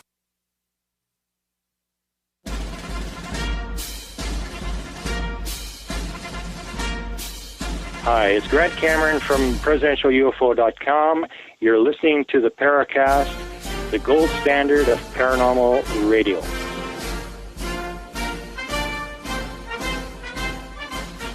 With Gene and Chris and Mark on the Paracast, we continue. As you tell us about your experience here, it sounds like a sleep paralysis kind of thing, doesn't it, though? That's just what I thought it was, and I didn't have any issues with it whatsoever. I figured that bright white light, it was a medical event. I didn't know if it was some kind of retina thing or detaching retina, which it wasn't. That third night, this thing was moving back and forth in front of my face, and then next thing I know, bam, it was morning, and I couldn't breathe. I was laying on my stomach in the bed, and I couldn't breathe, and I had to push myself off the bed. And the whole pillow was just saturated in my blood. And I was like, what happened? I couldn't understand it. And when I reached on the side of my face, I felt this intense pounding pain, and it was right in my left nostril. And I touched it, and it just like set me on fire in pain. And don't ask me why it took me 2 years to go to the doctor, but it took me 2 years to go to the doctor. And I just started carrying on my day normally. I didn't think about it whatsoever. And when I finally went to the doctor, it was because I couldn't breathe out of that left sinus. And from the moment that happened, from the moment I woke up that day with that, the blood on the pillow, I couldn't breathe out of my left nostril. So for 2 years, I couldn't breathe there. And so I only had the right. So when I went to him and he sat me down, he looks up in there and he goes, "Holy cow," he says, "you've got something huge up there." And he said, you know what, I can probably get it out. If we can, schedule a procedure, I can take it out. And I said, yeah, because I can't breathe. So we did that. He took it out, and, I saw it, and it looked like two of my thumbs together, and it was a nasty, fleshy thing. I was like, he called it a nasal polyp. And I said, oh, okay, a nasal polyp. Okay. I said, can those, and this is where it got weird. I said, can those things seed around, a foreign object? Could they be caused by like a foreign object stuck up there? You mean like a metal splinter from a machinist? I went, yeah. And he goes, oh, sure. That's a likely path they can follow. I said, oh, well, can you do me a favor? I said, can you look in the center of it and see if there's anything in there, or somewhere in it, and make sure that, see if there's anything in there? And he goes, why? And I made the mistake of telling him the story I just told you. And at the end of it, he laughed and said, oh, he goes, I'm sure it wasn't aliens. Okay. And he says, call me in a week and I'll have the results for you. I went, all right. So a week passes and I call the doctor's office, and this, receptionist answers. I said my name, and she goes, oh, hold on. The doctor wants to talk to you. I went, whoa, wait. Whenever the doctor wants to talk to you, you know it ain't good news, right? So he gets on the phone and he says, hey, Mark, I just want to tell you that, there's nothing to worry about. It's a benign thing, nothing to worry about. And I said, oh, so did they look at it? Did they find it? Did they find anything going on with it? And he goes, well, he says, that's the problem. He goes, that's why I wanted to talk to you. He goes, I have a record of them getting it, okay, but they say they never received it, and it's basically lost. And I said, wait, you lost it? He goes, yeah, it's the first time it's ever happened in my practice. That's what he told me. And he was 65 at the time. So I was blown away by that. So about 4 years later, he was going to be retiring, and I had another issue I went to him for. And I never got an answer on it, other than he just said it was a benign thing. So I go to him 4 years later on something else, and he was telling me, oh, I'm going to retire. He says, I just gave up my top secret clearance this year. I went, whoa, wait, what? I said, I don't know of any top secret ear, nose, and throat surgeons. Okay. And he says, yeah, well, he goes, I wasn't always a surgeon. That was where I went, and I held the clearance since then. And he told me about an event where he and his team launched a missile into space to take down an enemy satellite. And he said that they launched the missile out in the middle of the Pacific Ocean. He wouldn't tell me where, maybe from an atoll or whatever. I thought it was from a ship. But then I realized, there's not a whole lot of missiles that can reach space from a ship. Okay. And yeah, he said that he was in charge of engineering the firing solution for this thing. And that's, he had that clearance, and they cleared 1,600 miles all around that place that they launched it from, to make sure they could do it. And they destroyed an enemy satellite with it. That's what he said. So I was like, wow, why are you telling me this? Apparently he forgot that I was there, a few years earlier with this problem. And then it all made sense to me. I put it together as a possibility, not definite, but possibility. He made the call because he had to. Under the conditions of your clearance, and I know this by experience, that if you see anything that's odd like that, you need to contact people above you to pass it on and go up the chain. So it's possible that my thing that they took out was, he called on it because of what I said and how I explained how it happened, and it was taken, and they came and got it. I mean, I'm not saying that's what happened, but it's all that I can think of, because how do you explain that as being the only time it ever happens in your practice? Wow, what a intriguing story! Oh my goodness. Well, it's all verifiable stuff. I mean, that the doctor was give us a time frame. How long ago did the initial experience happen? I think it was about 22 years ago now, about 22, 23 years, and that was followed by several others, which I don't want to just dive into right now, but it's just a couple of other crazy things happened, and I had I was laying in the upstairs room here in the house I'm in, and I heard little feet walking around in the attic above me, and my wife was also right next to me. She heard these little feet, And we followed the footsteps across the floor by just looking at the floor, see where the sound was coming from. We followed them across the floor, and we could hear them turning on the ball of the foot. It sounded like children. And I had 2 young children in the other room. And I was thinking, what are the kids doing in the attic? And she said the same thing. I got up and I ran into their room, and they were both in their beds. And I said, uh-oh, there's something with 2 legs, a little thing walking around in my upstairs attic. What the heck is that? So I at the time I was doing some special work for the Navy, and I work out of my home for that with my business, FX Models. And so in doing so, I called the police. And I told them, okay, I think we have an intruder. Not, I can't be sure, but we're hearing footsteps above us. And, they know what I do in this town. And I immediately, as I was saying that, I'm looking out the window and I see the blue lights reflecting off the trees because they're already on their way. And they came within 15 seconds, they were there. And they came out and they split up. They went around the house. They checked the eaves on the outside to make sure nobody had punched them out. Then we all went inside the house, and we went to the place where you have to go up a small set of stairs to open a door to get into this attic, okay? Do you know that not one of us said, let's go up in the attic? We just stared at that door, and we all just looked at each other and said, okay, well, I guess it's nothing. And they went home. They went back. The cops never even checked the attic? Never checked the attic. And I was blown away by that later on the next day when I said to myself, what the heck? Isn't it their job? Why? What made them stay away from there? Maybe nothing. Maybe they were just not efficient or something. I don't know, but I can't say that because these are good folks here. So I don't know what it was, but it was definitely something I could not explain. I just couldn't explain it. Wow. Well, here's another question. Kind of, wow, I must say that's a fascinating personal experience. Yeah, but it's unprovable, right? I mean, it's unprovable. Yeah, it's all improvable, but it does indicate possible motivations that you have to be so interested in these subjects. Maybe so, but I want to point out something very, very important here. Okay, we all hear about anecdotal evidence. People call things anecdotal evidence. I think those words don't belong together. What happened to me, everything I've relayed is anecdotal information. It only becomes evidence when multiple people have the same information from different time frames or different sources. It comes together, then it can be called evidence. Right. So I only have anecdotal information. I don't have anecdotal evidence. Those words don't make sense. So it's information, not evidence. And so you have to take it for what it is. With my background, I'm very hard on my own data. I'm not just anyone else's. Did you ever go up to the attic? I mean, days later, did you go up?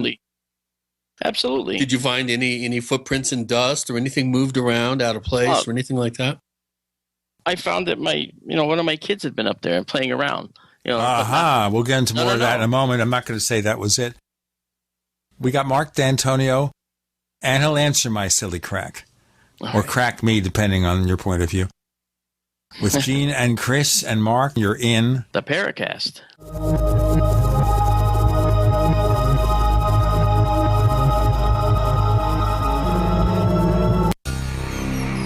Thank you for listening to GCN.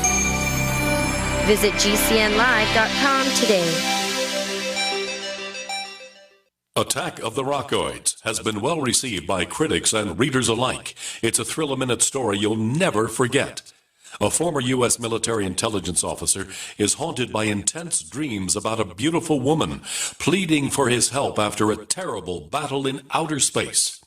But the dreams turn out to be true and thrust him into a telepathic love affair with a woman whose faraway planet is intent on destroying the Earth. And now the gripping tale continues in The Coming of the Protectors. It's the second book of the Rockoids trilogy, a galaxy-spanning adventure that pits our hapless heroes against powerful, fanatical enemies that threaten the lives of freedom-loving beings everywhere. Attack of the Rockoids and The Coming of the Protectors, classic science fiction at its best, available now. For more details, visit rockoids.com. That's ROCKOIDS.com. We use mobile devices right against our bodies every day, but growing scientific evidence has emerged showing serious health risks associated with exposure to EMF radiation emitted from these devices. The solution is Defender Shield, the most effective mobile radiation shielding ever developed. Defender Shield blocks virtually 100% of EMF radiation from cell phones, tablets, and laptops, and starts at just $64.99. Buy now at DefenderShield.com. For 10% off, use promo code GCN. DefenderShield.com, the worldwide leader in mobile radiation shielding. Are you worried about how dangerous the world has become? In these days of terrorist attacks, natural disasters, or even a future collapse, you need to be medically prepared to keep your family safe. I'm Joe Alton, MD of store.doomandbloom.net, where you'll find an entire line of uniquely designed medical kits and supplies for when help is not on the way. For everything from individual first aid kits to the ultimate family medical bag, go to store.doomandbloom.net today. That's store.doomandbloom.net. You'll be glad you did.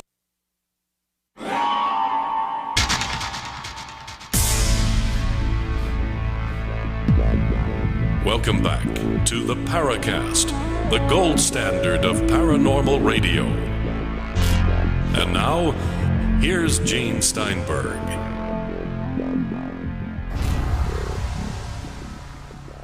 We have a second radio show we should mention right now. It's called After the Paracast. And the only way you can actually hear After the Paracast is to join the Paracast Plus.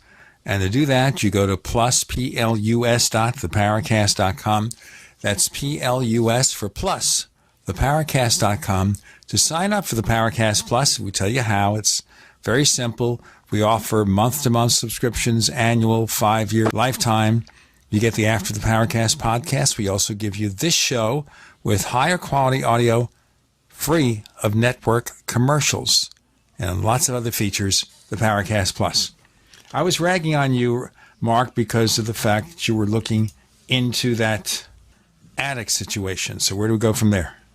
Well, when it was happening, the first thing I did was to go check to see if my kids were in their beds, and they were. And that's why the police got called, because we thought for sure there was something up there. I mean, we could hear it walking around. If you walk in the room above you, you know, in your house or whatever, you can actually hear yourself walking across the floor. But the ceiling goes to a flat plywood in our attic, and that flat plywood is closer to the ceiling, you know, than a regular floor would be, which has several inches between it. There's only a couple inches between this. So I could hear the grittiness, the grit underneath the foot of whatever was up there turning and moving, you know, and spinning around as it was moving to different places. And whatever it was moving faster. You know, it sounded like a tiny kid. It wasn't bing, bing, bing, bing, boom across the floor. It was like pad, pad, pad, pad, pad. You know, indefinite pairs of steps, turning of the foot, all those things. And we both heard it. And it was like, you know, we don't just call the police willy nilly. We only call if necessary. And boy, that was necessary because we didn't know what it was. But as I said, none of us staring at that door decided to walk up there and check it out. I don't know why. How about some more questions here? Here's a good one.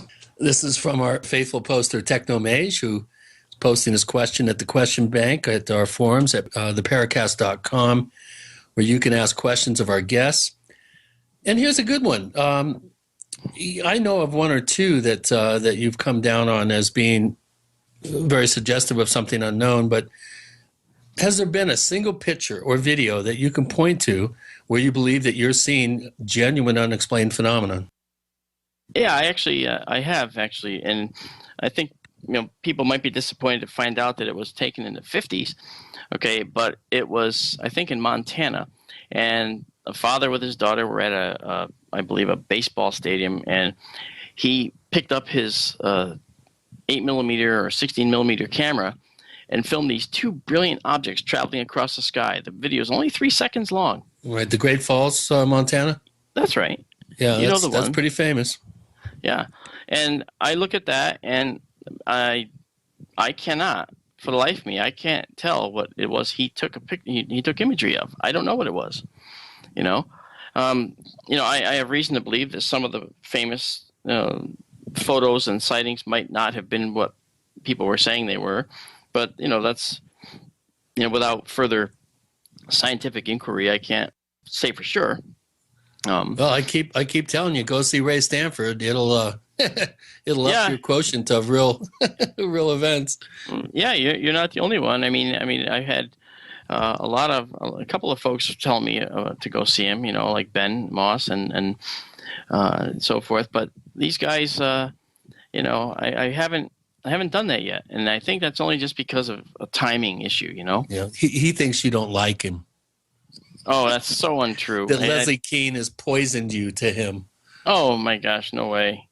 Leslie Kean actually came up to Doug's studio when I was there one day, and she had a piece of film for us to analyze, and Doug and I sat and analyzed it together. And I'm sitting there looking at Doug, and I'm thinking, this is so surreal. I'm doing film analysis with the legendary Douglas Trumbull. I always think, I'm always very very I don't know what they were taken aback by the fact that he's there and that I'm that I'm part of what he does. It's like, wow, this is incredible. I can't believe it. I keep shaking my head, So it's like, so I don't know. I mean, I have not been poisoned by anybody. It's just a matter of getting to him. I don't doubt anything he said because I haven't, heard what he said. I haven't heard him. Yeah, until you see his data. I mean, you can't pass judgment on it, and you shouldn't. No, that's not scientific, is it? No. If it's not, I err on the side of science. You can't really judge them until you've actually seen what they have and then made a informed opinion and determination on your own. Right. I can't do that. I wouldn't do that because it's not scientific. You can't make a science without actually seeing data to make judgment on. Well, he'll offer to pay your way and get you down there because he thinks it's important enough for you and Doug to see. So just keep that in mind. Yeah. Right. Where's he again? I forgot. He's right outside the Beltway in Berwyn Heights, College Park, Maryland. Okay. All right. Well, hop, skip, and a jump. Yeah, it's actually not far. I used to actually drive to. I didn't realize that. I thought for some reason he was out in New Mexico. No. He's right down 95. Okay, because I drive back and forth to Washington, in one day. When I go down there. Exactly. I do that. Need at least 5 hours each way. You need a couple 3 days to visit Ray. Yeah, well, I would certainly do that. And you can stay at the Watergate. Yes, that'd be part of a scandal again. That'd be great. Actually, you could stay in Ray's right next to his recording magnetometer. Yeah, I think which he keeps in his guest bedroom. I'll give you the weird story, though. Weeks before the break-in at the Watergate, I stayed at the Watergate because my uncle lived there. Wow. So the Watergate was actually a residence place as well? The Watergate was, I think, condominiums and hotel rooms. Okay, gotcha. Wow. I think they tore that down, right? Didn't they tear the Watergate down? It's still there. Last time I checked. It was like a round building, kind of like a semicircular building. Right on the Potomac, if I remember. Yeah. When I was an intern in Washington, and one of my jobs as an intern was I actually had to go out and brief the CIA director on different things. And when I hear folks like Stephen Greer saying, I had a meeting with James Woolsey, and I briefed the CIA director and all that. And then Woolsey responds with a letter. I'm saying this for a reason. Woolsey responds with a letter saying, "You were at a dinner party, pal. That was no meeting. That was no briefing. Stop stretching the truth." I said that, well, using the same reasoning, I guess I could say that, I briefed the CIA director too, many times. Does that mean that I'm in the know? No, it means it was my job, and I was an intern. I didn't want to go. We drew lots for it to see who was going to have to go do it, because we didn't want to go out there. It was a pain. So, I guess it's all in when you talk about people and their data and believability, you have to remember that this has become a fashionable arena to be in. You can ask Stan Romanek how fashionable it became with his fakery. He was caught twice blatant. He was throwing things at his face on a video, and it's clear, and you can see him do it. And it's like, wow. And I caught him faking on a Open Minds show with Alejandro Rojas. I caught him faking a voice box system. Right, where he was queuing up the tape. Yes, you could hear him queuing up the tape on one of the breaks when he thought his mic was turned down. You can hear, you should really, it was starting in the background. Going, what's that? And then when he plays it, 6 minutes later, you hear, you should really learn to keep your mouth shut. And I went, oh, Stan, you little liar. I think we can say, Stan, you little idiot, for being such a fool. But the problem is that people believe him. And that really disturbs me. Even this guy we had a couple of weeks back, we did a show on presidents and UFOs, and Grant Cameron, I learned later, believes him. Marc Dantonio joins us. He doesn't believe him. With Gene and Chris, you're in the Paracast.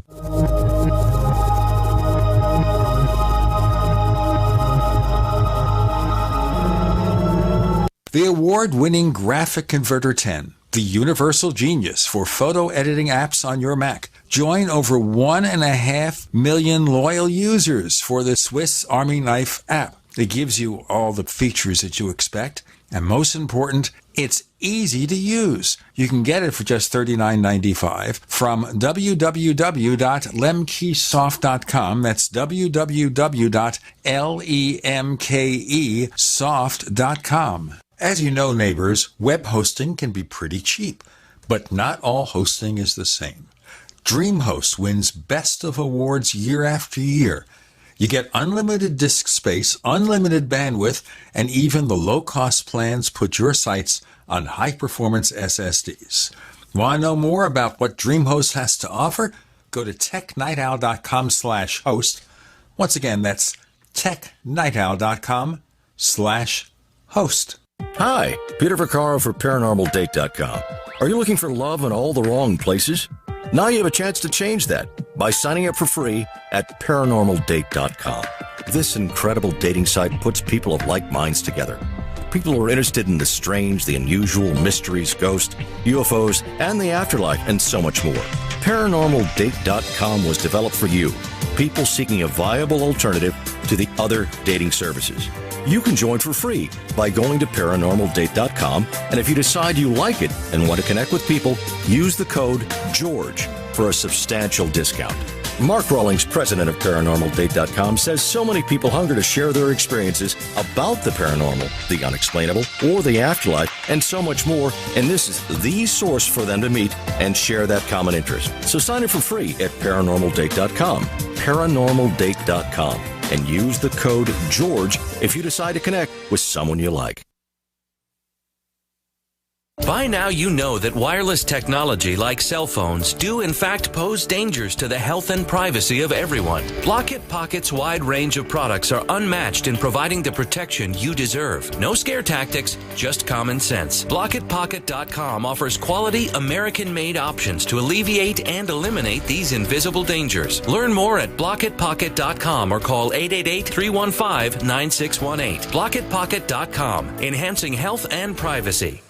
Dangerous blood clot device alert. If you or a loved one had an IVC filter placed to prevent blood clots from traveling to your heart or lungs and suffered an injury, you may be entitled to substantial financial compensation. The FDA warns that IVC filters may cause serious complications, such as heart or lung damage, internal bleeding, and even death. These dangerous blood clot devices can break, and the metal fragments can travel to your heart or lungs, causing serious injuries. If you or a loved one suffered organ damage or other injuries from an IVC filter, you may be entitled to substantial financial compensation. Act now. Time is limited to file a claim. For a free consultation and free information, call Injury Help Desk at 800-478-1507. 800-478-1507. 800-478-1507. This is an advertisement. Paid non-attorney spokesperson. InjuryHelpDesk.com is responsible for this advertisement. Principal office, Las Vegas, Nevada. Are your Google search results killing you? Unflattering content in blogs, news articles, online reviews, social media, or other sources can jeopardize your reputation, your business, and your livelihood. Let Reputation.com help. Our patented technology will make the truth about you more visible while pushing down unwanted negative content. Improve your Google search results. Call Reputation.com at 1-800-831-0771 for a free consultation. That's 800-831-0771.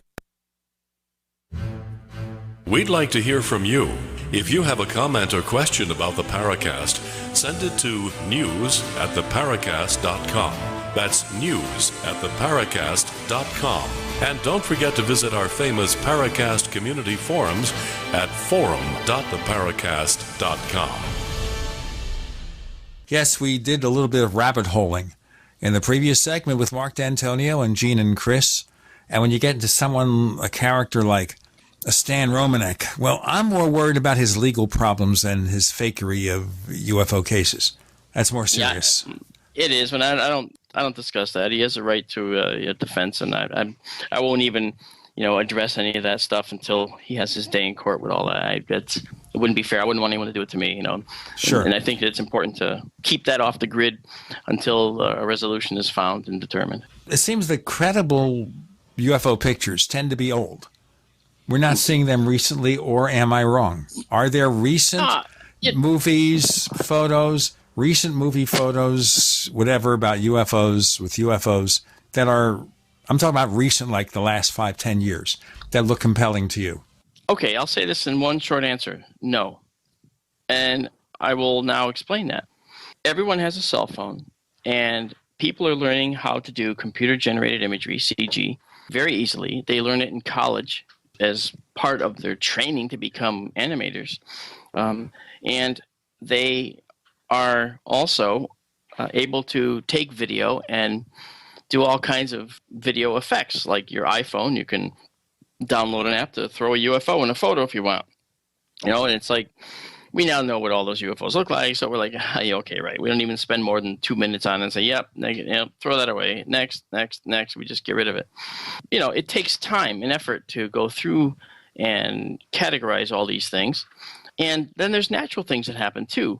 Water drops on a security camera housing can look really strange because they look like they have a shadow on the bottom, which is actually the refracted image of the land down below and the sky up above. And I did a water drop study to show how drops look at different angles from the camera. And you can see how at a certain point, the ground on the bottom shifts to the top, as the refraction takes over.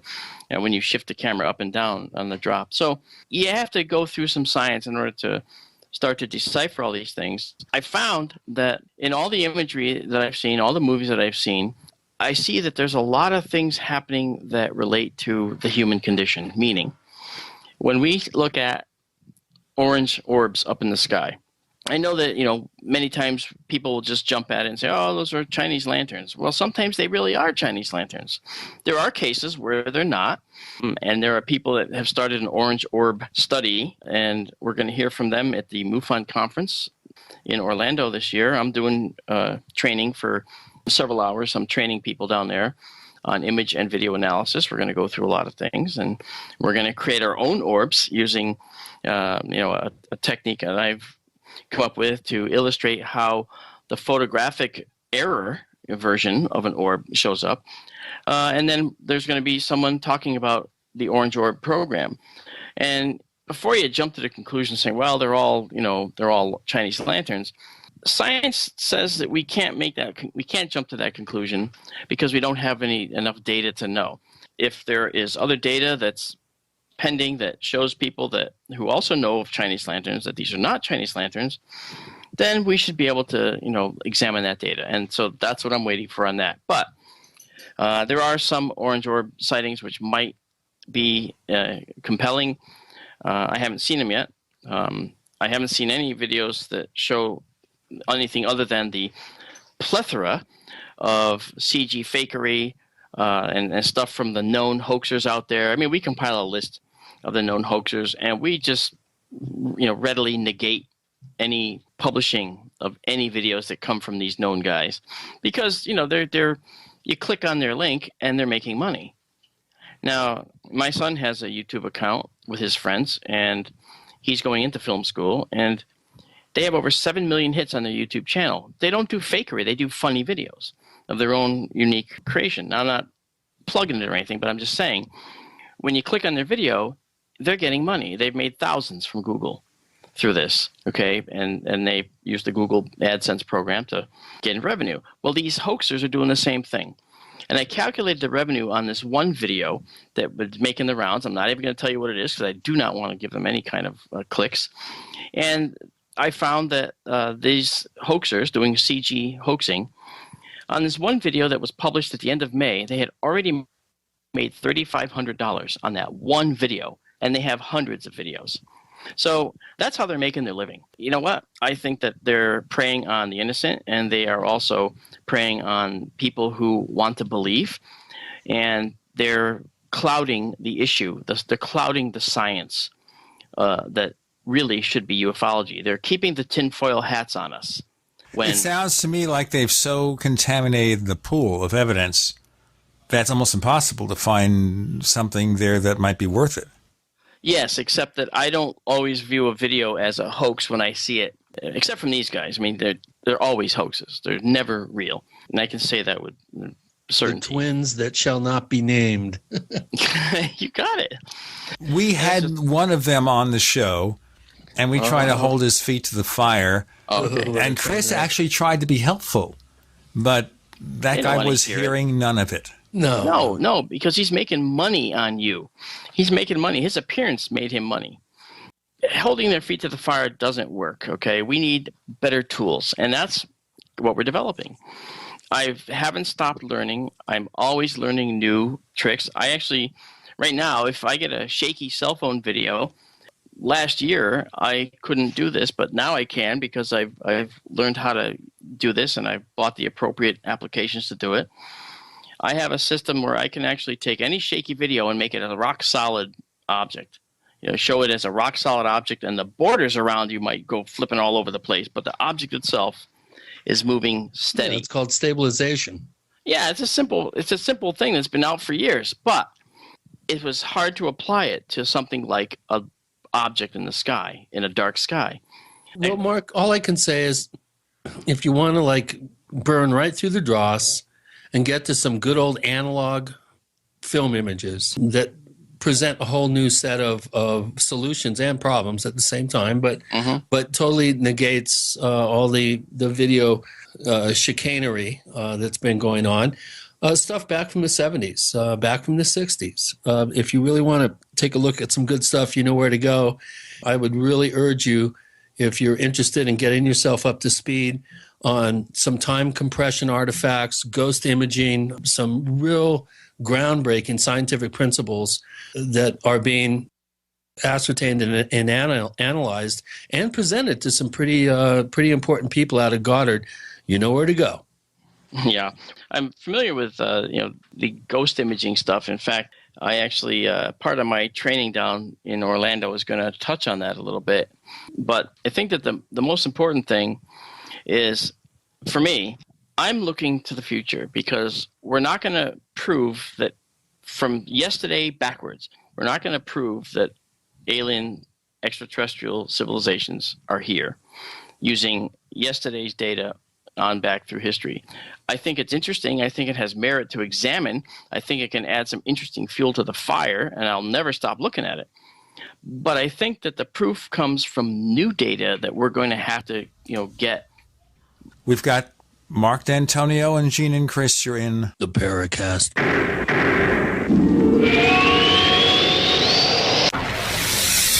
You are listening to GCN. Visit GCNlive.com today. Hunters, anglers, campers, and survivalists. Get back to nature. Expand your horizons with the highest quality, most versatile, unique slingshots and sling bows on the market at slingbow.com. Slingbow products are compact and models start from just $17.98. They're perfect for your bug-out bag or storing in your vehicle. Give yourself and your loved ones the excitement and tradition of Slingbow, a new frontier in archery and truly modern twist on this primitive survival tool. Feel the thrill only at slingbow.com. Paid non-attorney spokesperson Adam Pileski of the Pileski Law Firm with principal office in Houston, Texas is the attorney responsible for the content of this ad. This ad is not legal advice, and the choice of a lawyer should not be based solely upon advertisement. Services may not be available in all states. Attention Xarelto users. If you or a loved one took Xarelto and suffered a serious bleeding event, you may be entitled to financial compensation. Xarelto is a popular prescription blood thinner used to prevent blood clots and protect patients from strokes. These serious bleeding events have led to numerous cases of hospitalization and even death. Phone lines are open 24/7. Call 800-261-0937. That's 800-261-0937. Are you worried about your mom or dad living alone in their house? Hi, I'm Joan London. Listen, I know how difficult it is to find senior care for someone you love. That's why I recommend a free service called A Place for Mom. They are the nation's largest senior living referral service. Call A Place for Mom today. To receive free information on senior living communities in your area, call A Place for Mom at 1-800-704-6182. A Place for Mom offers free one-on-one advice from local advisors and a personalized list of senior living communities you can visit. If you have questions about senior care for your mom or dad, there's a place for answers, A Place for Mom. Call A Place for Mom in the next 10 minutes to get your free ebook on financing senior care as well as free information on senior living communities in your area. Call 1-800-704-6182. That's 1-800-704-6182. This is a healthcare alert from the Pain Relief Hotline. If you, a family member, or a loved one suffers from knee, back, shoulder, or ankle pain and have Medicare as your primary insurance, we've got great news. You don't have to suffer any longer. You can immediately qualify for a pain-relieving brace at little or no cost to you by calling our 24/7 Pain Relief Hotline at 866-389-0620. Delivery is free and all paperwork is handled for you. If you are on Medicare and have knee, back, shoulder, or ankle pain, don't wait. You can qualify to immediately receive a pain-relieving brace at little or no cost by calling our 24/7 Pain Hotline now at 866-389-0620. Our representatives are standing by 24/7 to take your call and rush you your pain-relieving brace at little or no cost to you. Shipping is free and all paperwork is handled for you. Just call 866-389-0620. That's 866-389-0620. Again, 866-389-0620. Today, I became a biophoton woman. I put a tablespoon of the Andreas 5-seed oil in my morning's One World Way drink and was still happy and energized at 3 p.m. Normally, I feel tired and spacey at the end of the day, but today I felt energy and very clear. My friend at the farmer's market asked what I was on. She said my eyes looked bright and I had unusual energy for that time of afternoon. I told her there was a magical oil that enabled my body to absorb the sun's energy as if I were a plant. She said, I want some. A second One World Way shake with the oil when I got home took me to bedtime with that wonderful, abundant energy.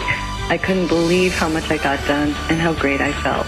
The combination of One World Way and 5-seed oil produced a significant health event in my life, the kind that makes you feel you've been given your life back with a bonus, and I'm 64. 5-seed oil and One World Way for your fantastic health. Call 888-988-3325 or visit sacredseedoils.com.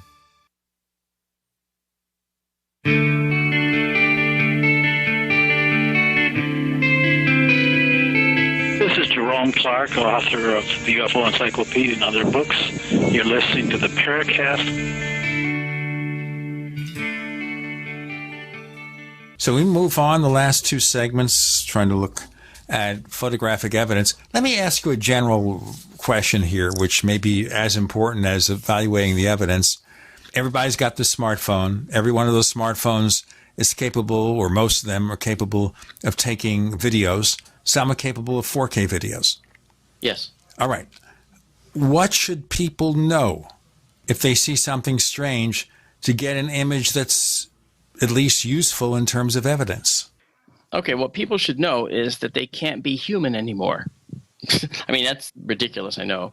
But the first thing people do when they see something in the sky is they stare at it. They do nothing.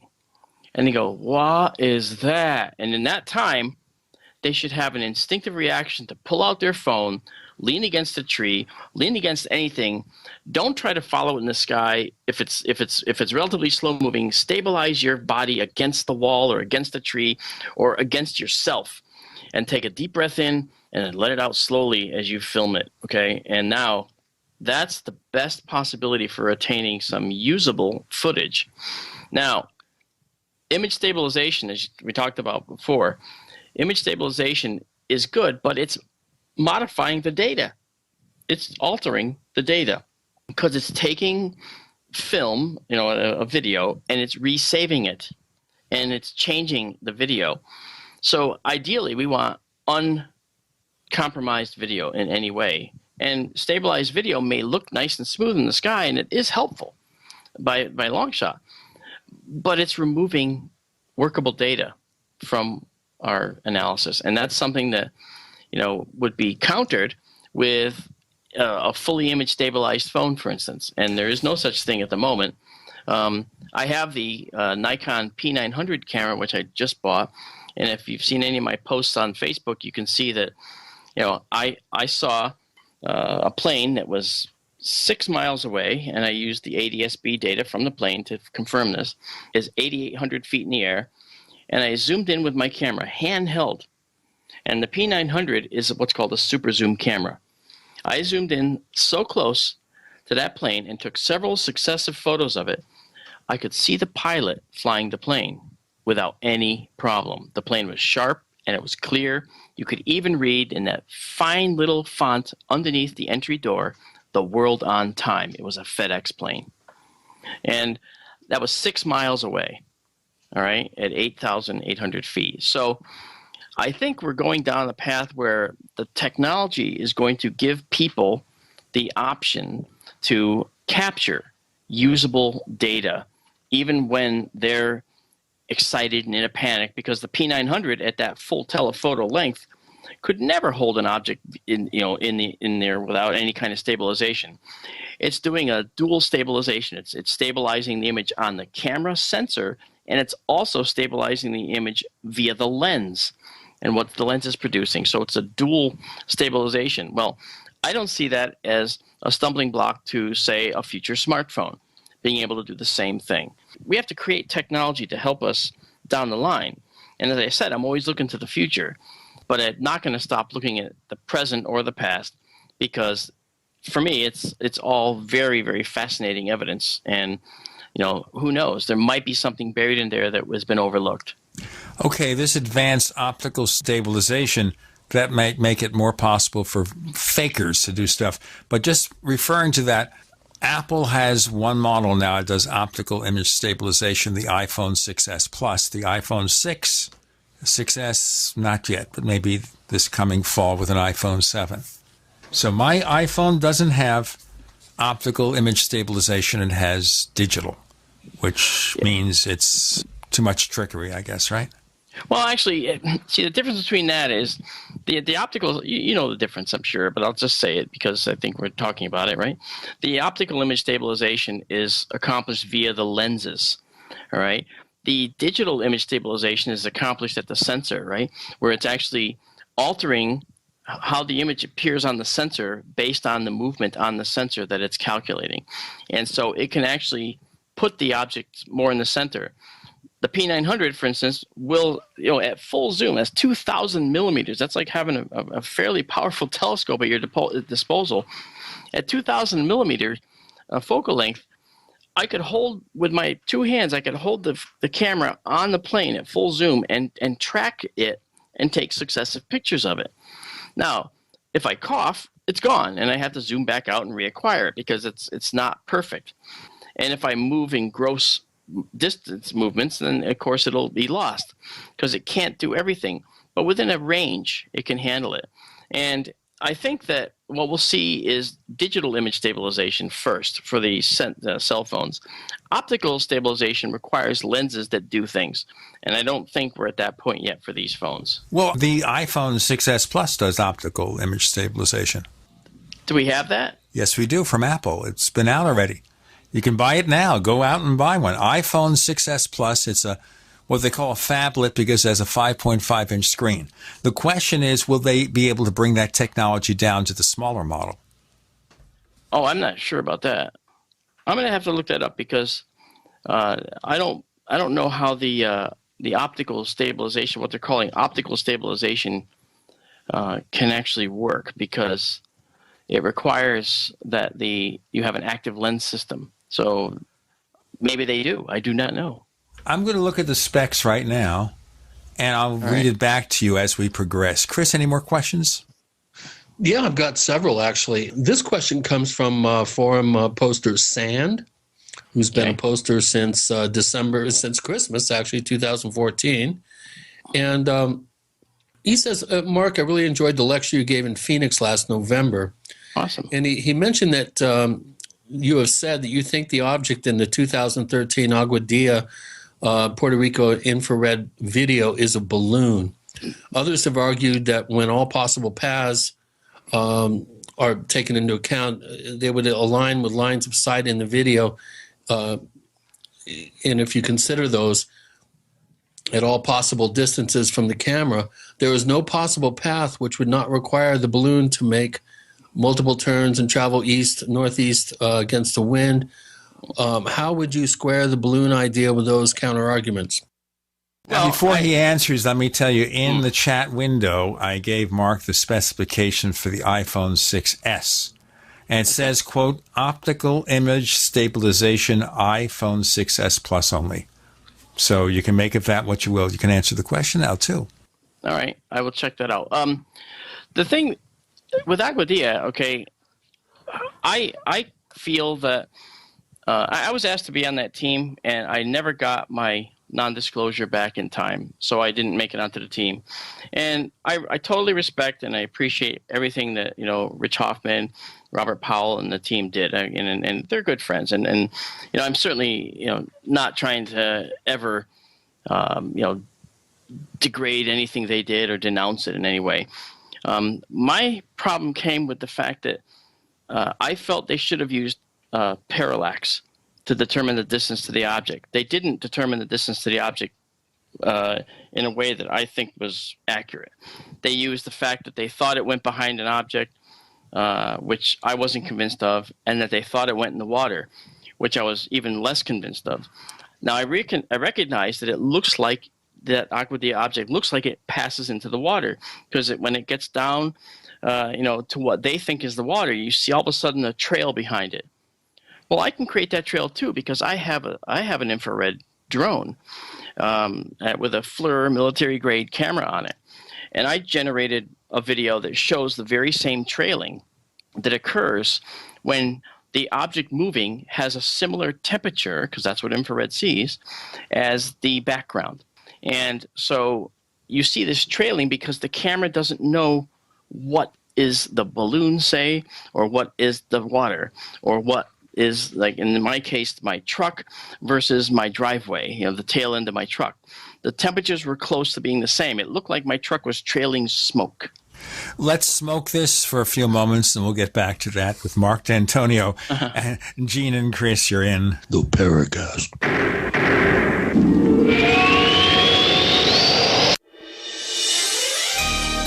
Thank you for listening to GCN.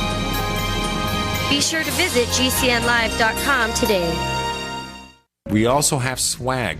We have all these exclusive Paracast things that you can buy. We've got 60 or so different items, and entails T-shirts, sleeves for notebook computers, iPad cases, mouse pads, the Paracast Jumbo tote bag, all sorts of T-shirts and jackets and stuff like that for men and women. We have a Paracast aluminum water bottle. All this stuff, you go to store.theparacast.com, store.theparacast.com.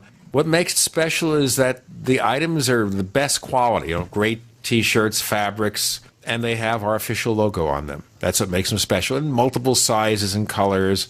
We even have stuff for children, stuff for women, stuff for men. We have all sorts of sizes, like small up to X large. A lot of good stuff. That's the swag from the Paracast. You go to store.theparacast.com, stop by, and take a shopping tour. Would you like to receive $250 to $1,000 cash per day? Go to richmoneyrich.com. No website, no selling, no explaining. Just take these simple 2 steps and go to richmoneyrich.com. You can be generating cash in the next 24 hours simply using this system. Good news is, it runs on 100% autopilot, and you don't need any experience to get started. It's easy. Get your share of riches and go to richmoneyrich.com. That's richmoneyrich.com. ConservativeInvestor.com. Go now. Brought to you by the Conservative Investor. Current returns not indicative of future results. This is an alert. If your business or church is building this year, you're about to pay more than you should. This could mean thousands of dollars more for your office, retail space, church, or warehouse. A General Steel building can save you as much as half the cost and time of similar conventional construction. And we're offering rebates of up to $20,000 to help you build today. Call General Steel for free information that could save you thousands. Call 866-91-STEEL. 866-91-STEEL. 866-91-STEEL. Water is the single most important thing your body needs, so you want to be sure it's the best for you and your family. Since 2005, thousands have depended on Berkey purified water. The Berkey Guy provides the lowest priced filtration systems in every size. For incredibly delicious water now and in an emergency, get to GoBerkey.com or call 877-886-3653. 877-886-3653. GoBerkey.com. This is a warning to all household pests, to all cockroaches, spiders, ants, rodents, and other pests. If you've just made yourself at home in someone else's home, you'd better hope the owners never hear about Terminix, because Terminix has the know-how and the means to do whatever it takes to remove you from that home. Terminix has over 85 years of experience exterminating invaders like you. And right now, they're making it easier than ever for homes to be protected by offering a free pest estimate to every caller at 1-800-676-1468. Cockroaches, spiders, ants, rodents, and other pests. This is your eviction notice.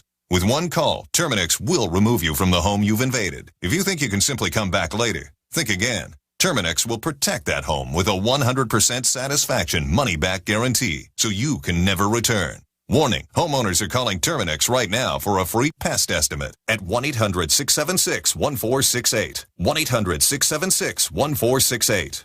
Limitations apply. See plan for details. Looking for that edge during those intimate moments? We see many ads for enhancement, but the side effects include death. At GCN Team, we should change the Healthy Body, Brain, and Heart Pack to the Healthy Libido Pack. The brain and heart are not the only organs that require a healthy vascular system. For proper blood flow at the right moment, go to GCNteam.com or call 877-878-4203. That's 877-878-4203. That's 877-878-4203.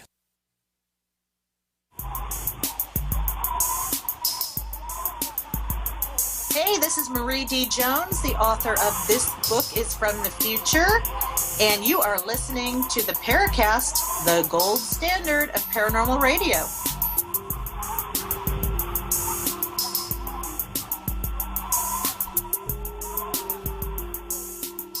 Marc Dantonio, one more segment. He's the big guy for image analysis over at MUFON, an astronomer.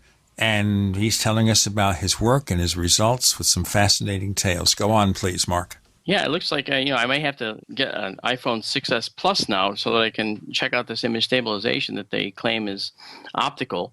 I thought it would be digital, but Well, they're coming out with a new model in September, like an iPhone 7, with probably a better camera. So this point being 2 months, less than 2 months shy of that, you might as well wait. All right. Let's talk about October and your interest in assisting in the Grand Canyon Little Colorado Confluence project. You had asked me about Agua Diaz, so I just wanted to finish up on that. So you still have some reservations about it. I do, because, as the plane's moving through the sky, its path is specifically given in the HUD data. Moment to moment, as the plane goes through the sky, the object is visible against different background objects. Now, if we make the assumption, and this is, what happens with parallax, if we make the assumption that the object is moving far lower velocity than the plane, which is likely, and it's simply because of the amount of distance the plane covers versus where the object appears against the background, if you do that parallax calculation, it shows that the object is actually moving in a leisurely kind of a straight line. It's not doing a curved line that their report shows. I think that curved line is an artifact of the plane's path being mirrored into the data. Now, I think that moving forward, I'm going to finish the parallax study on this, and I'm going to try and show what I believe is the object is basically over the runway of the airport and travels up I can't remember if that's northwest or north. And they say, well, there's radar data, and they may have radar data. But they said that they considered parallax, but then discarded it as a possibility. Yet I think it's the only possibility for finding the distance to the object.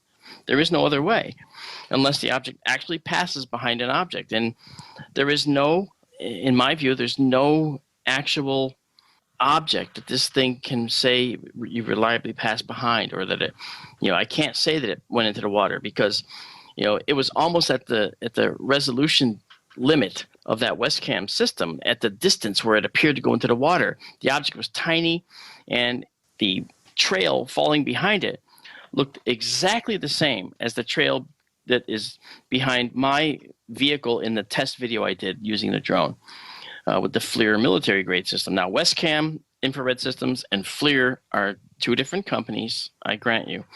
And so that needs to be addressed, of course. So we have to figure out if there is anything of merit there.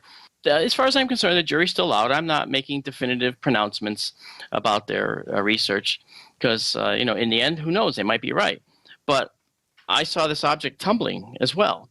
They were, when I talked to one of the people in there, they said, well, yes, it appears to be tumbling, but the hot spot stays in the same place. So it's like the exhaust kind of migrates to a different place on the body of the ship. And it's like, well, that to me doesn't work. I think that this is a tumbling Mylar balloon, and we're seeing the infrared reflection, because infrared is just light, and we're seeing the infrared reflection from the ground bouncing off the balloon. So, again, here I come, Johnny come lately, and I realized that, my statements and all that stuff are on the heels of their full-blown 180-page research, that they did. But I'm sticking to it, not because I'm being a stickler, but because I don't think it was addressed. If I can see it successfully addressed, even if I have to do it, and I will, and see that there's an answer there that works, okay, then I'll be happy with it, and I'll accept what they said. Because, they're not bad researchers, they're great researchers. But I think they missed something, that's all I'm saying. I'm going to ask you a couple of silly questions here as we wrap things up. The first silly question takes us back to the state of the UFO field. And now we may have a president of the United States who's, like others, promising to get to the bottom of it. They want your vote. They want your vote. So you think Hillary Clinton wants the UFO vote. But what about John Podesta, her close friend and aide, who has been interested in UFOs for over 20 years, as long as we can determine? He isn't looking for votes for the people he represents, does he? No, but you know what? It's politically expedient to say you're going to, tell the truth. When you're desperate for votes because you think you might actually lose, okay, I think that you'll say anything. And all we have to do is look at our history. We've heard this before. We've heard this from other potential presidents before. And we've never seen it. It's never happened. And I think that's because if there is